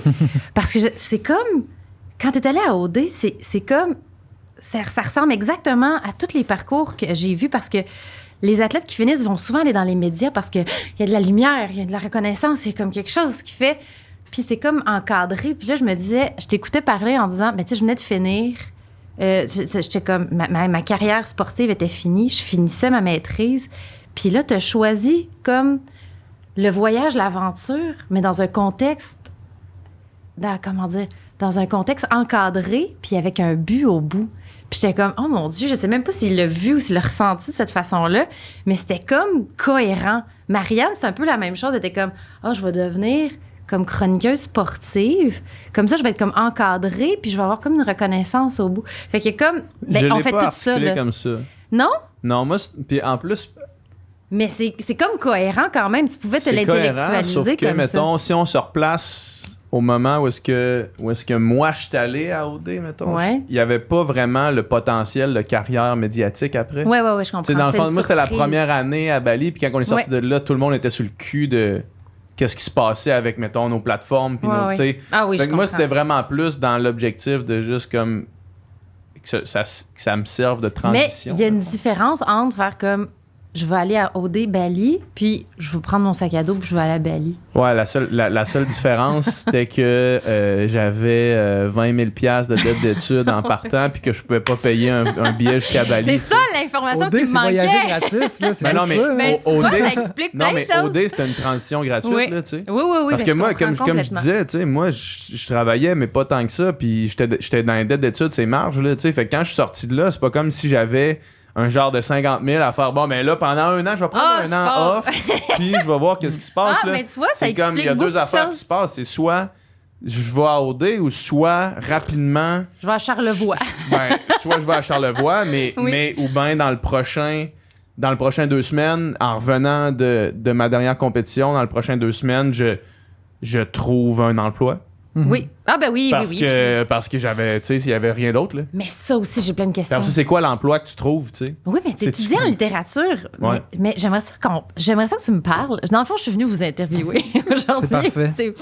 J'aimerais ça que tu me parles. Parce que moi, j'écris dans la vie, tu sais, puis c'est comme. C'est important, puis c'est une pulsion, puis c'est presque une vocation. Mais des fois, je t'entends parler de quand t'étudiais là-dedans, puis dans ce que tu devais faire pour ta maîtrise. Puis, ah oui, t'avais dit. Ah, moi, après, dans le fond, je me serais mis à travailler en rédaction, puis j'aurais, tu sais, rédigé des je sais pas trop quoi, peut-être en pub. Mais t'avais pas de rêve d'auteur. T'avais pas comme une espèce de pulsion, un jour, je vais écrire ça. Ou c'était plus, c'est parce que t'aimais beaucoup plus la littérature de façon comme lecteur ou comme plus pour l'analyser, mais t'étais pas capable de transposer comme écrivain ou auteur ou écrire n'importe quoi. Des films, des chroniques, de la littérature, des romans. C'était-tu plus... Est-ce qu'il te manquait la passion que tu avais, mettons, pour la natation, mais que tu l'avais pas de temps pour ça? Ou tu essayais d'intellectualiser en te faisant... En te disant, je vais comme... Je suis pas aussi grand que tous les écrivains que j'étudie, fait que je vais faire quelque chose de plus basic. Définitivement un peu de ça. Ouais.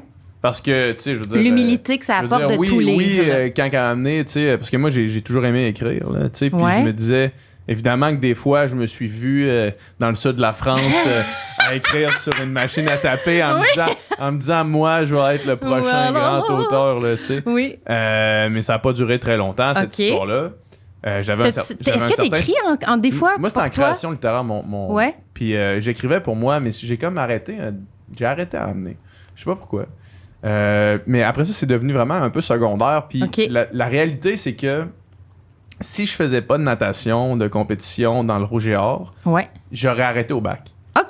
Tu sais, parce que là, ça me prenait 2 années supplémentaires pour pouvoir faire mes 5 ans universitaires dans le rouge et or. Tu sais, Fait Oui, que oui, c'était oui. comme, je voulais étirer ma carrière le plus possible, dans le fond. OK. Puis la façon de nager dans le rouge et or, il faut être à l'université. Ouais. Fait que là, je serais pas allé en Ouais. maîtrise. Tu sais. Fait que j'aurais terminé ça au bac. Puis là, peut-être que j'aurais fait autre chose. Mais j'ai jamais eu, tu sais, de. Le grand J'avais rêve, pas là, le tu veux grand pas être rêve Nelly d'être- Arcan Non, mâle. Non. C'est reste qu'à l'époque, je pense mais que c'est ta intéressant. motivation principale, c'était nager. Tout le puis, temps, tu sais, c'est ça. la littérature, c'était une passion, mais c'était C'était OK, plus quel une- programme que je prends à l'université pour nager aussi. Ouais, c'est ça, exact. Quel programme je prends, quel programme je me ferais pas chier, parce que je savais que j'allais me faire chier. Tu sais, tout ce qui Ouais. était sciences nat, là, j'ai rapidement su que je voulais pas ça. Tu sais, au secondaire, je savais que Ouais. je voulais pas ça. Mhm. Après ça, en rentrant au cégep, j'étais hors élève littérature. Je tripais sur les... Ouais. Je tripais sur l'étude... En fait, je tripais sûrement sur la connaissance générale que ça me procurait. Ah, mais j'aime ça. Mettons, tu sais, Ok, puis ok, après ça, ok. en rentrant à l'université, là, tu sais, on avait, à l'Université Laval, il y avait ce qu'ils appelait le programme individuel de lecture. Il y avait les 2 premières sessions, tu lisais 17 romans dans chacune des Oh sessions, my 17 God. livres, pas des romans, 17 Ouais. livres dans chacune des sessions, plus tous les livres que tu avais à lire dans les autres sessions, tu sais. Fait que là, rapidement, j'ai fait, Chris, c'est le fun, ça, tu sais, je peux apprendre, je peux lire, j'aime ça. Il y a des en Ok. création littéraire, parce que là, j'écrivais, puis là, après ça, je me suis intéressé, tu sais, au journalisme narratif, puis là, Ouais. je trouvais ça hot, puis j'aimais ça, tu sais, mais Ok. ça a toujours été... Mais Je me levais pour aller nager, en fait. Mais tu devais être entouré de gens qui étaient comme j'ai hâte d'être un auteur. Ah, mais Chris, j'ai lu des affaires, là. c'est ça, tu vas être entouré d'ego, de moi, mes livres, ça va être bon. Il y avait du monde, mais tu sais, évidemment, là, tu sais, le fameux cliché des gens qui rentrent en littérature parce qu'ils ont lu Twilight puis ils ont déjà deux livres d'écrits qui n'ont pas été publiés. Tu sais, de fantasy. Ouais, 2 livres de fantasy déjà. Genre, j'étais en train d'écrire mon 3e tome, puis là, ces 2 premiers tomes sont juste en manuscrit chez eux, là, dans ce type. Puis là, tu fais comme, alright, ben tant mieux si c'est une passion pour toi, puis j'espère que tu y retrouves de quoi, parce que personne d'autre va y retrouver rien. Là, tu sais. Ouais, mais c'est ça qui est beau parce que tu vois, il y a tellement de gens qui écrivent des livres puis qui ne lisent pas. Ouais.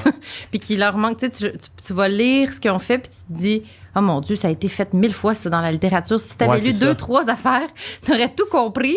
Ouais. Mais c'est aussi d'être capable d'avoir un regard. Puis en musique, c'est probablement la même chose. Tu sais, d'avoir un genre de regard de.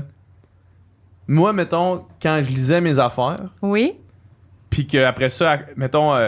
À côté, je lisais des textes de Hunter S. Thompson, par exemple, là, quand j'étais en maîtrise. Là, puis qu'après ça, je lisais mes trucs. Je me disais, y a pas... c'est quand même bon ce que je fais, mais il y a quand même... Si quelqu'un, tu lui donnes le choix, là, il va lire Hunter S. Thompson, puis je ferais la même chose. T'sais. Fait que là, tu te dis, est-ce que ça vaut vraiment la peine ce que je fais? Parce que est-ce que moi, ça me procure... le bien-être assez pour que ça vaille la peine de m'asseoir devant mon ordi puis de grinder puis de me faire un peu limite faut vraiment chier. que tu aies une pulsion de j'ai vraiment quelque chose à dire, puis il faut absolument que ça résonne chez les autres. Mettons que si t'es pas dans un puis l'autre affaire par rapport aux athlètes, puis je sais que Pascal, il y avait un peu Pascal, le frère de Dom qui a fait Nadia Butterfly, je sais qu'il vivait un petit peu la même chose, où est-ce que moi je me disais aussi j'ai tellement pas vécu d'affaires à cause de la natation. Oh, c'est beau! Que je me demande vraiment qu'est-ce que je peux amener au monde, tu sais, avec mon art, tu sais. Oui, je comprends. Qu'est-ce que je peux amener au monde avec mon art si la seule chose que je sais... mettons, je pourrais parler natation pendant 100 ans sans me tanner, puis sans... en tannant, définitivement, en aliénant tout le monde autour de moi, mais sans me tanner, puis en étant intéressant, puis en ayant quelque chose à dire. Ouais. Qu'une fois que je parle pas de ça... À ce moment-là, dans le fond, là, j'ai vécu pas mal plus maintenant que dans les 3 dernières années, sûrement que dans les 20 années avant. Là. Mais tu sais, j'avais rien à dire, Rusty. Fait que je vais pas commencer à faire semblant que j'ai quelque chose à dire puis à essayer d'utiliser des beaux mots pour faire quand t'as rien à dire. Tu sais, fait que... Non, faut que ça parte d'une pulsion. Pascal, il a tourné ce handicap-là en positif en faisant un film là-dessus. Là, il a fait un film finalement qui a les mêmes thèmes un peu que ta série, qui est sur un athlète qui termine, lui, il l'a vécu, lui, il a passé à travers ça, puis il est capable de parler de ça. Puis il a vécu, puis il a fait un autre film sur des ados, d'amour impossible, de on s'aime un été, mais on doit se séparer, nanana. Puis ça, il a vécu ça aussi, puis il est capable d'en parler. Mais c'est ça, mais c'est ça l'art, en fait. Puis il faut pas forcer ça. Si tu as vécu une situation, peut-être que tu n'as pas envie tant de le transposer dans quelque chose d'artistique pour le faire comprendre. Peut-être que juste que tu l'as en toi, puis tu peux en parler avec des gens initiés, puis que ça va être assez pour toi. Moi, il y a plein d'affaires sur lesquelles j'ai pas envie d'écrire, puis qui me passionnent, mais que j'ai pas envie de partager. Mais ton frère, peut-être que lui, de son œil, puis de comment il vit, il y a comme une pulsion de le partager, puis de faire... C'est ça, ma réalité, je veux que vous la compreniez. L'espèce de... On veut le faire pour engendrer de l'empathie. Tu sais, moi, quand j'ai écrit Virage, c'était pour qu'on engendre de l'empathie pour les athlètes, faire comme, hey, c'est difficile ce qu'ils vivent après, quand les portes sont fermées, puis qu'on les voit plus, puis qu'il n'y a plus de caméra sur eux. C'est épouvantable ce qu'ils vivent. On peut-tu en parler? On peut-tu le voir? Puis ça a été ça, mon moteur, parce que ça pouvait pas être mon moteur de sportif qui n'existe pas. Puis c'était vraiment l'espèce de... Il faut trouver une façon d'accompagner ces gens-là, puis trouver une façon aussi de comprendre les motivations. Puis pourquoi qu'on fait ça? Parce qu'en ce moment, on est en train de faire le chemin inverse. Au lieu de sensibiliser les athlètes à... Il faut que tu aies une vie après, il faut que tu développes d'autres choses, il faut que tu sais... Tout ton côté social, ton émotivité, ton éducation, ton marché du travail. Mais on est en train de faire en sorte que toute la population est dans un stress d'anxiété puis de performance. Fait qu'on est tout en train de devenir des petits athlètes dans nos domaines respectifs, à essayer d'être excellents puis exceller dans ce qu'on fait. Puis si on n'excelle pas, ben on fait de l'angoisse de performance puis on se fait médicamenter. Alors qu'on devrait tous faire le chemin inverse puis se demander pourquoi qu'on est sur Terre. Là, je fais du Virginie Fortin. La Terre tourne puis on est dessus sur une planète. mais se demander, attends, c'est-tu vraiment... La vie est courte, là. Mais il y a quand même quelque chose de beau. Dans le dépassement. C'est ça que tu vas dire. Puis moi, mettons, dans la question qu'on posait un petit peu plus tôt, de dire est-ce qu'on devrait, tu sais, demander aux athlètes d'avoir une vie plus balancée. Ouais, ils se rendront pas là. Moi, mettons, là, quand je vais être sur mon lit de mort, là, je vais me rappeler de quelques affaires que j'ai vécues. Ouais. Là. Mais une des affaires que j'ai vécues, c'est les Olympiques de 2008. Ouais. À écouter Michael Phelps, puis à être debout sur mon divan, puis à trouver qu'on vient d'atteindre Moi, je vais me rappeler toujours, tu sais, l'autre jour, j'ai quasiment eu l'air cave, man, parce que j'étais chez Joe Roy, justement, puis là, on checkait des vidéos sur YouTube, puis là, j'ai dit, hey, je veux vous montrer, là, genre, le 200 crawl de Michael Phelps en 2 minutes. Tout le monde se montrait des vidéos, genre, ultra précis, fait que moi, je vais faire ça. Puis j'avais l'air, tu sais, le meme là, du gars devant une espèce de tableau avec des flèches. Là. J'avais l'air de ce gars-là qui essayait d'expliquer pourquoi ce que je regardais, c'était la chose la plus insane que j'ai vue de ma vie. Cette course-là, le 200 crawl en 2000 de Michael Phelps, c'est, à mon avis, la perfection. C'est la perfection. C'est jamais arrivé une épreuve comme ça. Puis je pense que même... C'est Mona Lisa, là. C'est le même niveau. C'est ça. Mais le problème, c'est que même s'il a accompli ça puis que c'est la Mona Lisa de la natation, t'as-tu écouté le documentaire de Weight of Gold? Il a quand même fait une dépression. Il est extrêmement... Il a failli se suicider. Oui, mais c'est là la question. Pourquoi ça nourrit pas? Ouais. C'est là la question qu'il faut se poser. Puis en tant qu'humanité aussi, jusqu'où on va, au détriment de quoi? Puis la réponse pour cette ultime pointe-là, peut-être que ça vaut la peine. Ah oui. Ça. Mais peut-être pour sa marque dans l'histoire. Tu sais, peut-être que tout ce qu'il a vécu après, toute la misère. Pas si ça vaut la peine. Pas pour lui. Mais tu sais, puis après ça, tu penses, mettons, à. Tu sais, est-ce que ça vaut la peine, puis là, je vais ailleurs, là, mais est-ce que ça vaut la peine que Baudelaire ait vécu une vie misérable? Ah, mais ça, je compte ça. On n'est pas d'accord. On a trouvé. Non, pas d'accord, mais pas d'accord sur tous ces gens-là qui marquent les arts.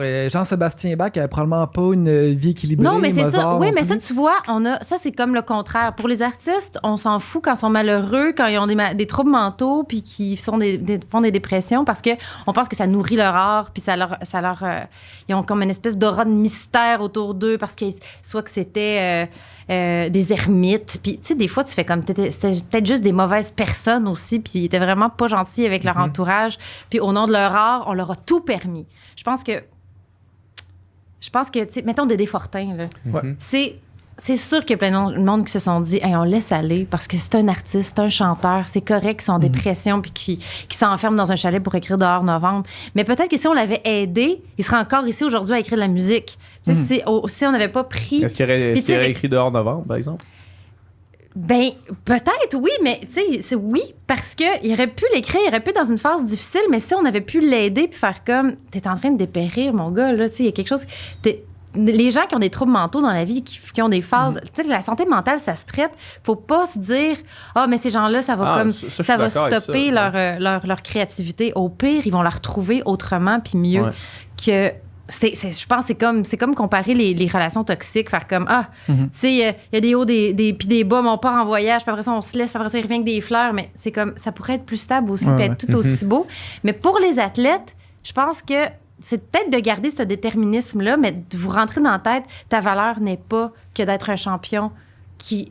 toute ton existence. C'est ça l'affaire. Mais ça fait pas de toi un surhumain par rapport aux autres. Tu sais, t'as pas plus de valeur parce que moi, ce que je trouve dans l'athlète... seule gratification, c'est ça l'affaire, c'est parce que ces gens-là, leur seule gratification, c'est dans le succès, puis c'est la raison pour laquelle, à chaque matin, ils veulent aller rechercher ça, puis qu'ils sont prêts à y aller. Puis mais ça va comme sacrifier tout le reste de leur vie 100%. Parce que la vie, c'est pas ça. 100%. Mais c'est sûr qu'on pourrait peut-être trouver une façon... Tu sais, je te parlais avec le préparateur mental de Marianne, puis là, il me parlait de comment il avait été capable de la guider tout au long de son parcours olympique.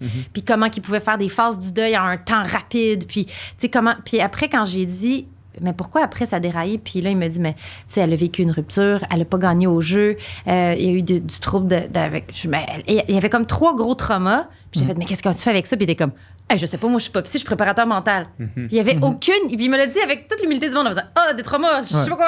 Mais tu vois, je sais pas exactement comment ça se passe. Mais j'ai l'impression que le jour que tu reviens des Olympiques puis que tu apprends ta carrière, je pense pas que tu en as d'accompagnement tant que ça. Je pense non, mais tu vois, The Weight of Gold, c'est ça. Je pense pas qu'ils te suivent encore. Puis tu sais, fait que c'est non, mais il y a quelque chose à faire. C'est juste que là, le futur des Olympiques, c'est qu'il y a des Chinois qui ont 3 ans puis qui s'entraînent pour aller aux Olympiques dans 20 ans. Fait que, tu sais, on peut pas dire aux gens, non, il y a une vie plus équilibrée ici, puis il sort des fois, puis fait une maîtrise en même temps pour avoir une vie plus équilibrée parce que t'es contre des robots. Ouais.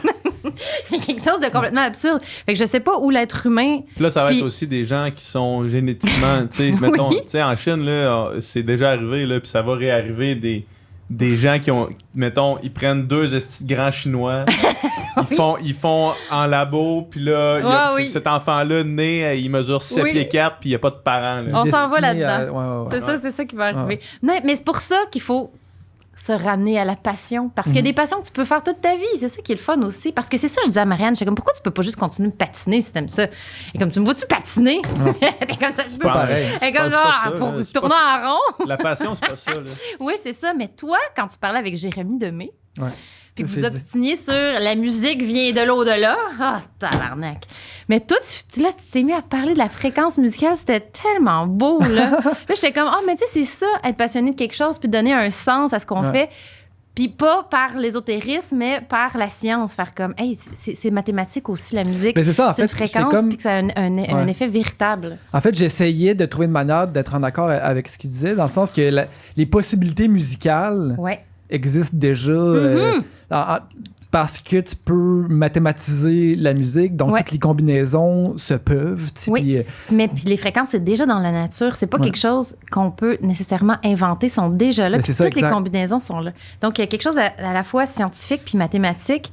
Puis en même temps, je sentais que ça te faisait vibrer puis que c'était intéressant. Puis même moi, ça m'intéressait. Je joue un peu de guitare, là, mais là, j'avais des pas... profs, justement, à l'université, que c'était un peu ça leur théorie, que la musique... On l'invente pas, on la découvre. Là, on la découvre. Mais tu vois, c'est pour ça qu'on peut s'émerveiller de la vie. Là, je vais vraiment avoir l'air d'un calinours. Mais c'est pour ça qu'on peut aussi s'émerveiller de la vie, puis trouver du sens dans la vie, puis trouver ça beau en parlant de choses super rationnelles, puis super terre-à-terre, sans rentrer dans Bono, qui se fait envoyer des chansons par Dieu. C'est là que, des fois, là, la fausse spiritualité vient me choquer. Je suis comme, la vie is enough already. La vie, c'est déjà assez beau. Mais il y a vraiment de la merde partout en même temps, mais il y a déjà quelque chose d'assez beau dans le concret pour s'émerveiller que de faire Bono... Je suis comme complètement traumatisée de cette entrevue. Mais moi, je suis un artiste, mais je suis vraiment intéressé par la science, puis par l'astrophysique, puis tout ça. Puis il y a tellement déjà de beauté dans le monde, comme tu dis, dans les choses matérielles, dans le sens que dans le cosmos, dans l'humain, comment qu'on est fait, dans l'infiniment petit. Il y a tellement de choses complètement incroyables et qui sont quasiment qu'on pourrait attribuer à la magie, mais qu'en réalité, c'est explicable scientifiquement, mais c'est beau pareil. Là, c'est beau pareil. Il y a un site web, je me rappelle plus c'est qui me disait ça, il y a un site web qui existe où est-ce que tous les livres qui ont été écrits et qui vont être écrits existent. Ah ouais, on a tout un... Non, mais c'est genre, tu peux... Toutes les combinaisons possibles de mots sont sur ce site-là. Mathématiquement, c'est vrai. Fait que genre, tu peux...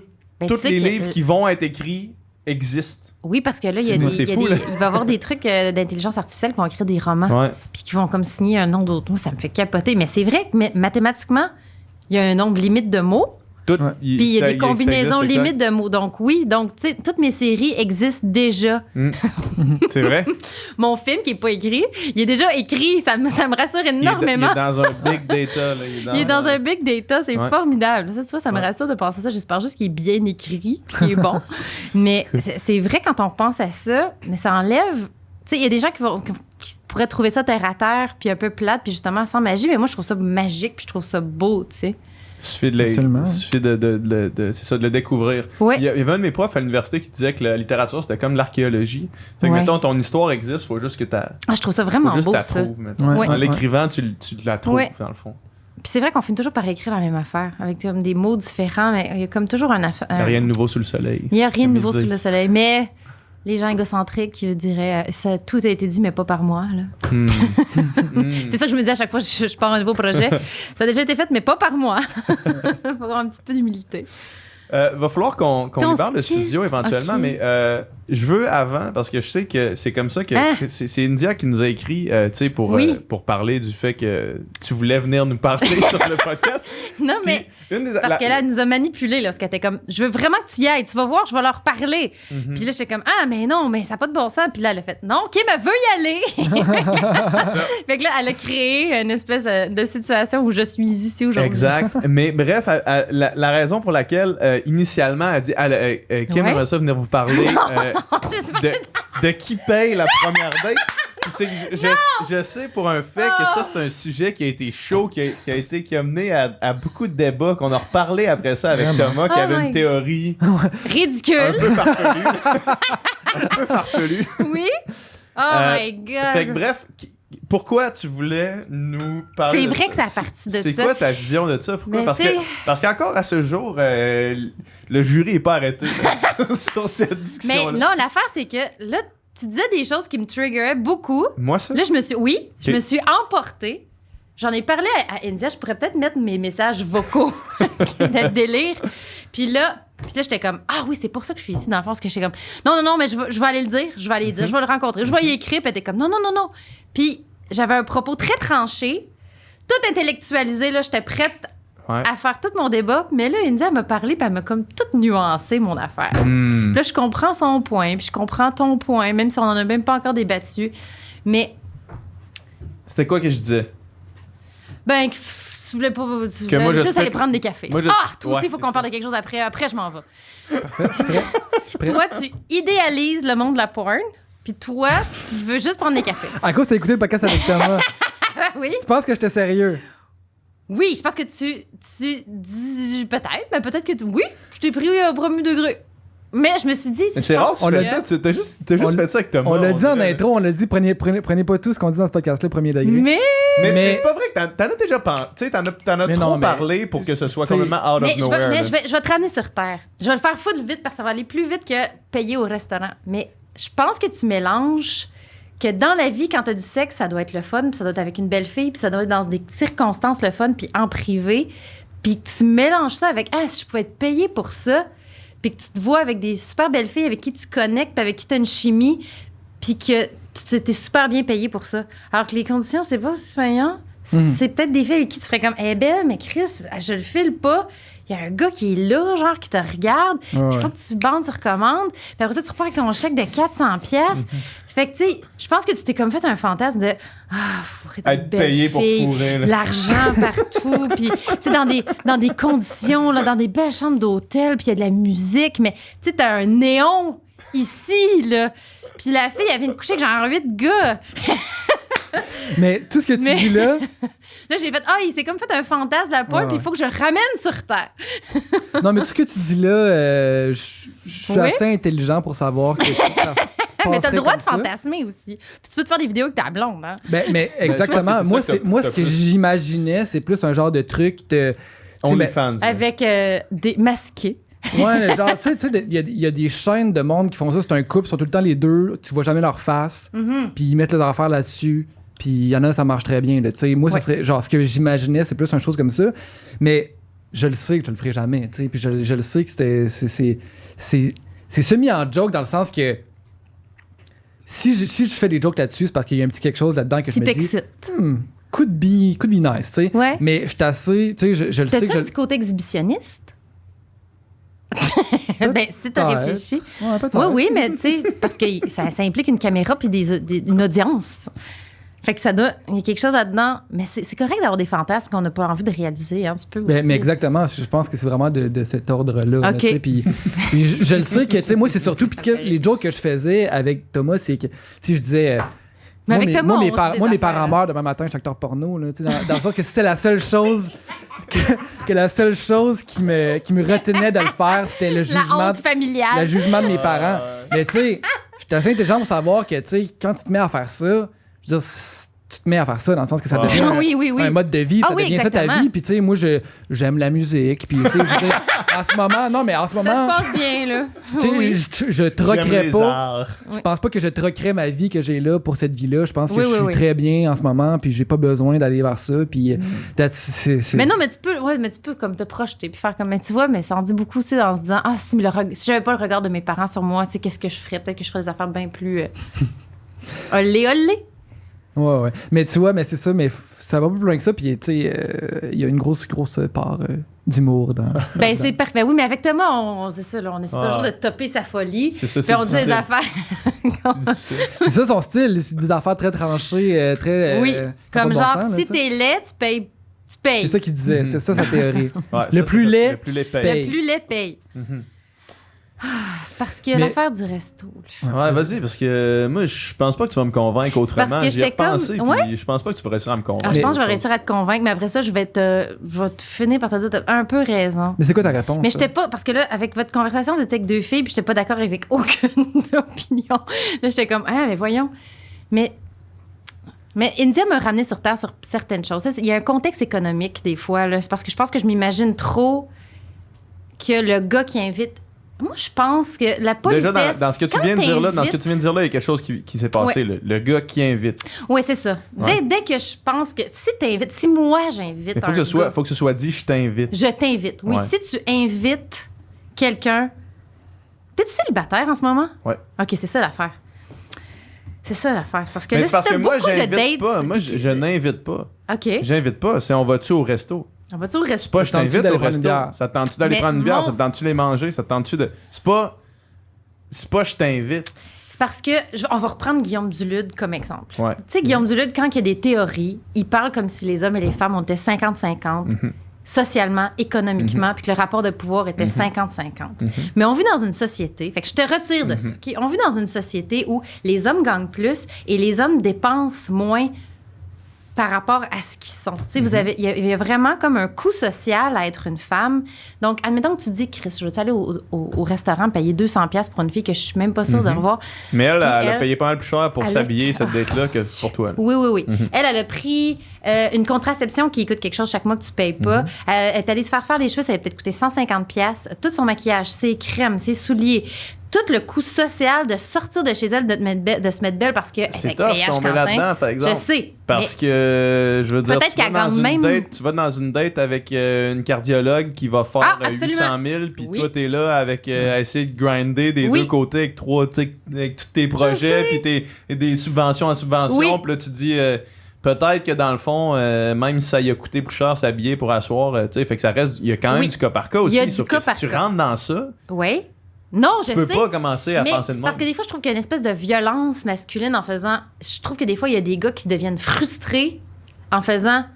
Vous voulez l'égalité, fait que tout le monde paye égal. Tout le monde paye égal, mais aussi, mais c'est comme, il n'y en a pas d'égalité. Ouais, il y a déjà pas d'égalité. C'est pas ça mon... Puis, ouais, je comprends, c'est pas ça mon argument. Mais en général, les femmes gagnent moins que les hommes. Ouais. Ils font moins d'économies que les hommes. Ouais. Puis c'est difficile de faire des économies quand tout ton coût social d'être ce que tu es. Puis quand tu es moins payé, ça fait en sorte que... Tu sais, moi, je sais même pas, mais je suis sûre que je me payais moins que les scénaristes masculins. Là. Puis j'irai jamais checker parce que ça va me faire tilter. Mais je sais que si j'étais un homme, je serais probablement plus riche en ce moment. Puis je dépenserais beaucoup moins sur mon fucking apparence physique. Mais ceci étant dit, je pense que dans mon exemple, il y a 2 choses. J'ai comme 2 billets là-dedans. C'est que je m'imagine tout le temps que c'est une date avec un gars qui a plein d'argent dans son compte. Ben oui, c'est ça. Puis j'ai trop rencontré de gars, des fois, qui, justement, sont célibataires, mais qui gagnent bien leur vie, qui ont de l'argent, puis qui deviennent frustrés après 3-4 dates de dépenser de l'argent, puis de pas avoir du sexe, ou de pas avoir... Moi, Puis, fait que, tu sais, quand j'entends des gars faire comme... Je pense que j'avais un passé historique d'amis qui font comme « Hey, là, Chris, tabarnak, je paierais pas un autre dîner, mais un autre souper, là, pas payer 250$, puis dans le fond, j'étais comme... Ou il y a des gars qui ont été dans des relations où ils payaient beaucoup, puis il y a une espèce de violence économique qui s'est créée là-dedans. Ça se peut aussi. Ben, moi, tu vois, ça, c'est probablement... C'est comme je revivrai plus jamais ça. Ça, c'est une des théories auxquelles je peux, mettons, par rapport à ma propre situation, de faire ça, c'est vrai. D'avoir amené d'avoir senti que je me faisais abuser économiquement, mettons. Là. Oui, mais ça crée une espèce de recul après, puis là, tu fais comme je ne vais plus jamais payer rien. Sauf que, encore une fois, puis l'aspect économique duquel tu parles, je l'entends. Ouais. Sauf que je pense trop que c'est du cas par cas pour qu'on puisse s'en servir comme une règle générale. Parce que, mettons, même moi, si je sais que vivre, ça me coûte moins cher que la fille que je vois, j'ai aucune idée de sa réalité économique. Je peux juste connaître la mienne.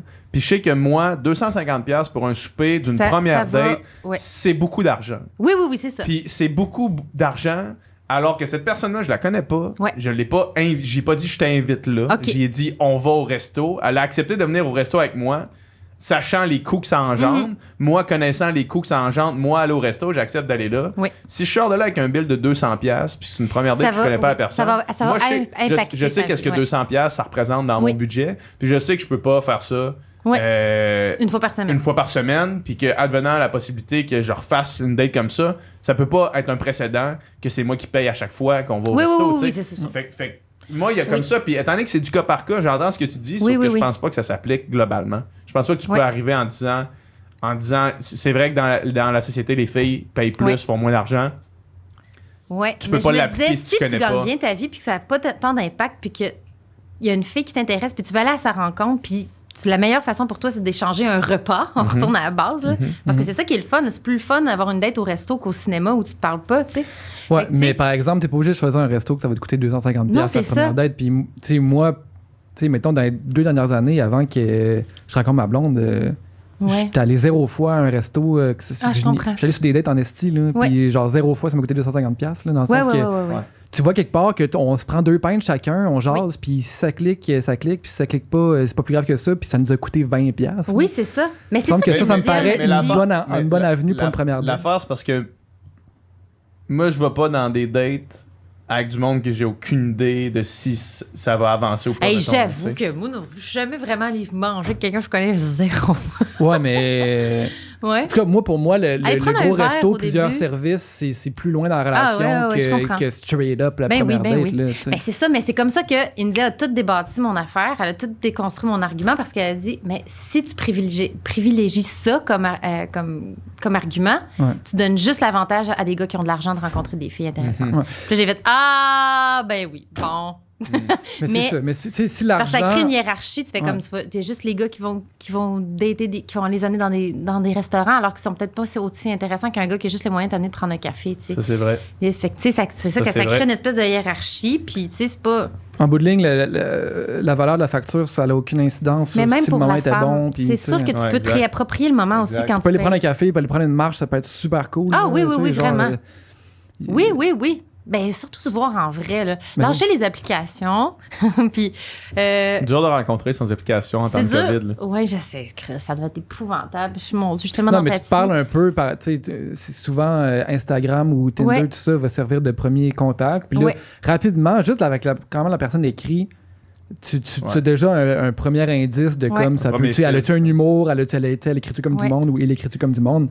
Pour ça, tu vas prendre un café, une bière, puis Non, puis je peux comprendre, tu sais, India, elle me dit, moi, je paye toujours ma moitié de la facture comme ça, tu sais, il y a comme un rapport égalitaire qui s'installe, puis qui est mieux. Puis, tu sais, personne ne doit rien à personne, tu sais, c'est comme on part de là. Mais c'est juste, je trouve que, admettons que tu fais beaucoup d'argent, puis que tu invites une fille, puis que tu payes pour elle, c'est quasiment un geste féministe. Mais je comprends, mais en bout de ligne, je pense qu'il n'y a pas de règle absolue. Sauf que ça peut pas être une attente. Non, ça peut pas être une attente. Parce que ça fait que des gens comme moi peuvent pas faire ça. Puis là, si la fille s'attend à ça, ben là, t'es comme baiser. Oui, vraiment, je comprends. Non, mais de s'adapter à la réalité économique de chacun, là, je comprends ça. Là. Je suis pas dans l'air. Mais je pense même pas, c'est ça. Je pense que généralement, il faudrait ne pas avoir d'adaptation à la réalité économique dans les premières dates. Là. Ben, dans les premières dates, tu vas juste, c'est ça. À chacun son affaire. Tu le sais pas, la personne, tu sais. C'est le pas, à moins que ce soit clair. Tu sais, mettons, si tu veux... Si ça te dérange pas, toi, 250$, là, tu peux dire je t'invite, puis that's it, là, tu sais. Puis là, ça vient de régler la question, tu sais. Si le vocabulaire, si je t'invite. Oui, vraiment. Ouais. Mais ça doit demander beaucoup de vulnérabilité aussi pour un gars de faire comme, hey, check, là, je veux pas t'amener. T'sais, on peut juste aller prendre un café, on peut juste aller prendre une marche. Mais non, mais tu proposes d'aller prendre un café, la personne va dire oui, parfait. Là. Je veux dire, tu te dis pas, hey, j'ai pas les moyens de t'amener au Mousseau, on va te prendre un café. Ça arrive jamais, cette discussion-là. Ouais, c'est ça. C'est ça l'affaire. Ouais. Mais c'est ça, mais c'est parce qu'il y a comme un. Puis en même temps, c'est que t'invites pas quelqu'un. Mettons, tu dis pas, hey, on va-tu au Mousseau? Si, mettons, tu proposes un Mousseau. C'est intéressant! Oui. Il y a comme un peu dans le non-dit que tu le payes. Là, Ben tu sais. oui. Ah, Tu sais, oui, c'est oui, ça, oui. Hey, on va-tu au mousseau? Puis là, c'est genre, ben là. Ben quoi, c'est 300 pièces toi, 300 pièces Ouais, moi. c'est ça, puis là, t'arrives pas. Ouais, c'est Oui, ça, oui, exact. oui. Fait que tu sais, il y a ça aussi. Puis si Mais tu veux juste prendre un on va-tu au café- Saint-Hubert, tu sais? C'est rendu. Si c'est ça. Si c'est d'aller prendre un café, ben Ouais. là, rendu là, la facture est 8$ Ouais, tu peux le pour payer, 2 cafés. Genre, le premier qui sort sa carte le paye, puis on s'en fout, Ouais. là, genre rendu là, tu sais. Fait que Ouais. Non, non, mais c'est ça sûr reste que un de débat se rendre qu'en bout de compte- ligne, oui, c'est. oui. Oui, parce tu sais qu'en même temps, tu veux pas une fille qui veut juste aller au mousseau. Non, Mais non, T'sais- ben c'est ça. Ben non. Puis qui C'est parce s'attend à ce que- que tu payes tout le temps tout. Moi, je veux pas être quelqu'un Oui, qui c'est s'attend à ça. ce que je paye tout le Ouais, temps ouais. tout pour Exactement. elle, tu sais. Parce que, tu sais, Ah on a ouais. une construction sociale, des fois, d'une femme, ça doit être ça, puis d'un homme, ça doit être ça. Mais, tu sais, il y a un truc aussi qu'il faut pas penser que l'homme est là pour être pourvoyeur, puis toi, tu te positionnes comme une espèce de truc. C'est ça qui me gossait un peu l'autre fois dans un podcast avec les... Je nommerai pas personne. Mhm. Mais l'espèce de... Ça s'appelle du sexisme bienveillant, là. Tu sais, en faisant « Ah, mais moi, j'aime ça que mon chum, il fasse ci, puis il fasse ça, puis qu'il me traite comme une petite princesse, puis une petite poupée. Mhm. Ça a l'air cute, ça a l'air beau, puis ça a l'air protecteur, mais ça crée automatiquement une relation inégale. Et mettons que t'aimes ça, Puis pour tu- vrai. Mais c'est parce qu'il y a une différence entre prendre soin, puis prendre soin de l'autre, puis comme ton égal, puis faire en sorte qu'elle se sente confortable et en sécurité avec toi, puis la garder comme un enfant qu'il faut protéger, puis épargner, puis chouchouter. Parce que faut... Si tu veux avoir une relation saine. Puis il y a comme un chapitre complet là-dessus dans le livre de Liz Plank, là, c'est pour l'amour des hommes. Là. Puis elle fait comme... C'est prouvé que c'est des relations qui finissent mal.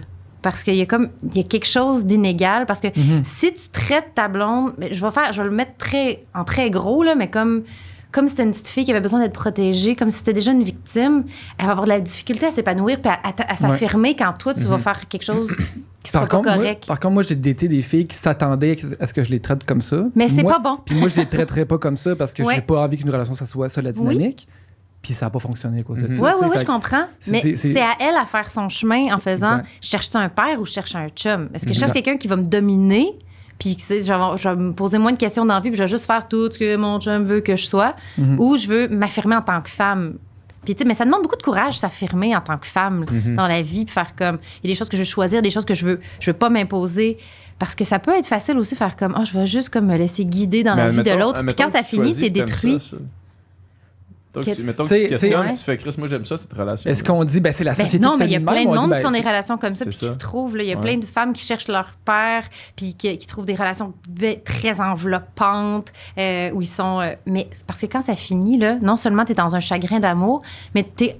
Comme un athlète, tu es dans une quête identitaire. Je suis qui sans cet homme-là? Je suis qui économiquement? Je suis qui sur le marché du travail? Admettons là, que tu lâches tout, puis que tu es dans une vie de femme qui se fait vivre, puis qui est soumise à son mari, mais qui dit « je suis bien là-dedans ». Tu peux être bien là-dedans, mais qu'est-ce qui arrive si ça finit du jour au lendemain? T'es qui, toi, sans cette personne-là? Ouais. Faut quand même... À chacun son choix, puis le féminisme, c'est d'assumer que tous les choix sont possibles en tant que vie, mais en même temps, il faut comprendre le prix à payer sur ton épanouissement d'être humain quand tu t'offres toute ta T'acceptes ce vie, genre puis de- tous tes choix entre les vies d'un homme, Ouais. tu sais. Ouais. Mais tu sais, c'est pas genre... il te fait de la soupe, là, puis quand t'es malade, puis il te vient te Non, donner non, un bec non. dans le front, que c'est comme « Non, je suis une femme indépendante! » Ouais, je comprends. Parce que je pense que les hommes auraient vraiment intérêt à apprendre à prendre soin.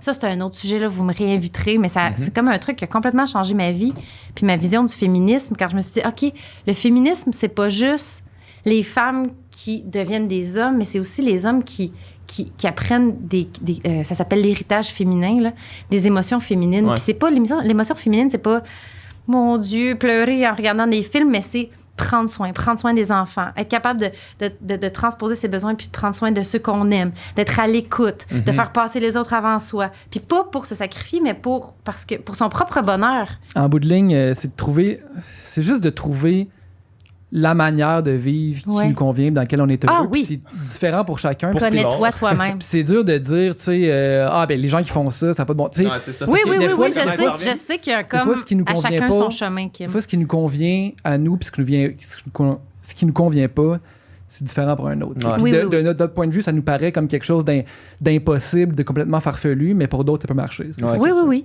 Fait que c'est ça la difficulté, mais je comprends aussi que des fois, il y a des pièges dans lesquels les gens tombent. Oui, puis que tu fais comme... Ouais, c'est ça. Mais il va falloir qu'on se reprenne. On va se reprendre discuter les pour prochains sûr. sujets. Merci Invitez-moi beaucoup. pendant OD, on va comme analyser les nouveaux personnages. On verra. Non, On verra si on ça veut l'écoute. dire qu'il faut l'écouter. Ouais, On c'est verra ça. si Peut-être on qu'on l'écoute. l'écoutera même pas. Ouais, c'est ça. Hey, merci Merci, beaucoup. Kim, Ça me c'est fait vraiment plaisir. fun. Yeah. Merci d'avoir écouté ce podcast jusqu'à la fin. J'espère que vous avez apprécié la conversation. Ça prouve que vous êtes de réels fans de conversation et du Sans Fil podcast. Et on vous remercie vraiment beaucoup. Si vous voulez avoir plus de contenu, plus de conversation, c'est sur Patreon que ça se passe. Yes, sur Patreon, non seulement on met tous les podcasts en ligne au moment où est-ce qu'on les tourne, donc on a beaucoup de semaines d'avance sur le Patreon, mais on fait aussi des encore moins de filtres qui sont exclusifs aux membres Patreon où est-ce qu'on parle, Dom, Nicole et moi, de la conversation qu'on vient d'avoir, parce qu'on va un petit peu plus en profondeur dans certains sujets qu'on voulait aborder ou qu'on a abordés pendant le podcast. Donc, allez sur notre page Patreon, le lien vers ça va être dans la description du podcast. Fait que merci encore une fois de nous avoir écoutés jusqu'à la fin.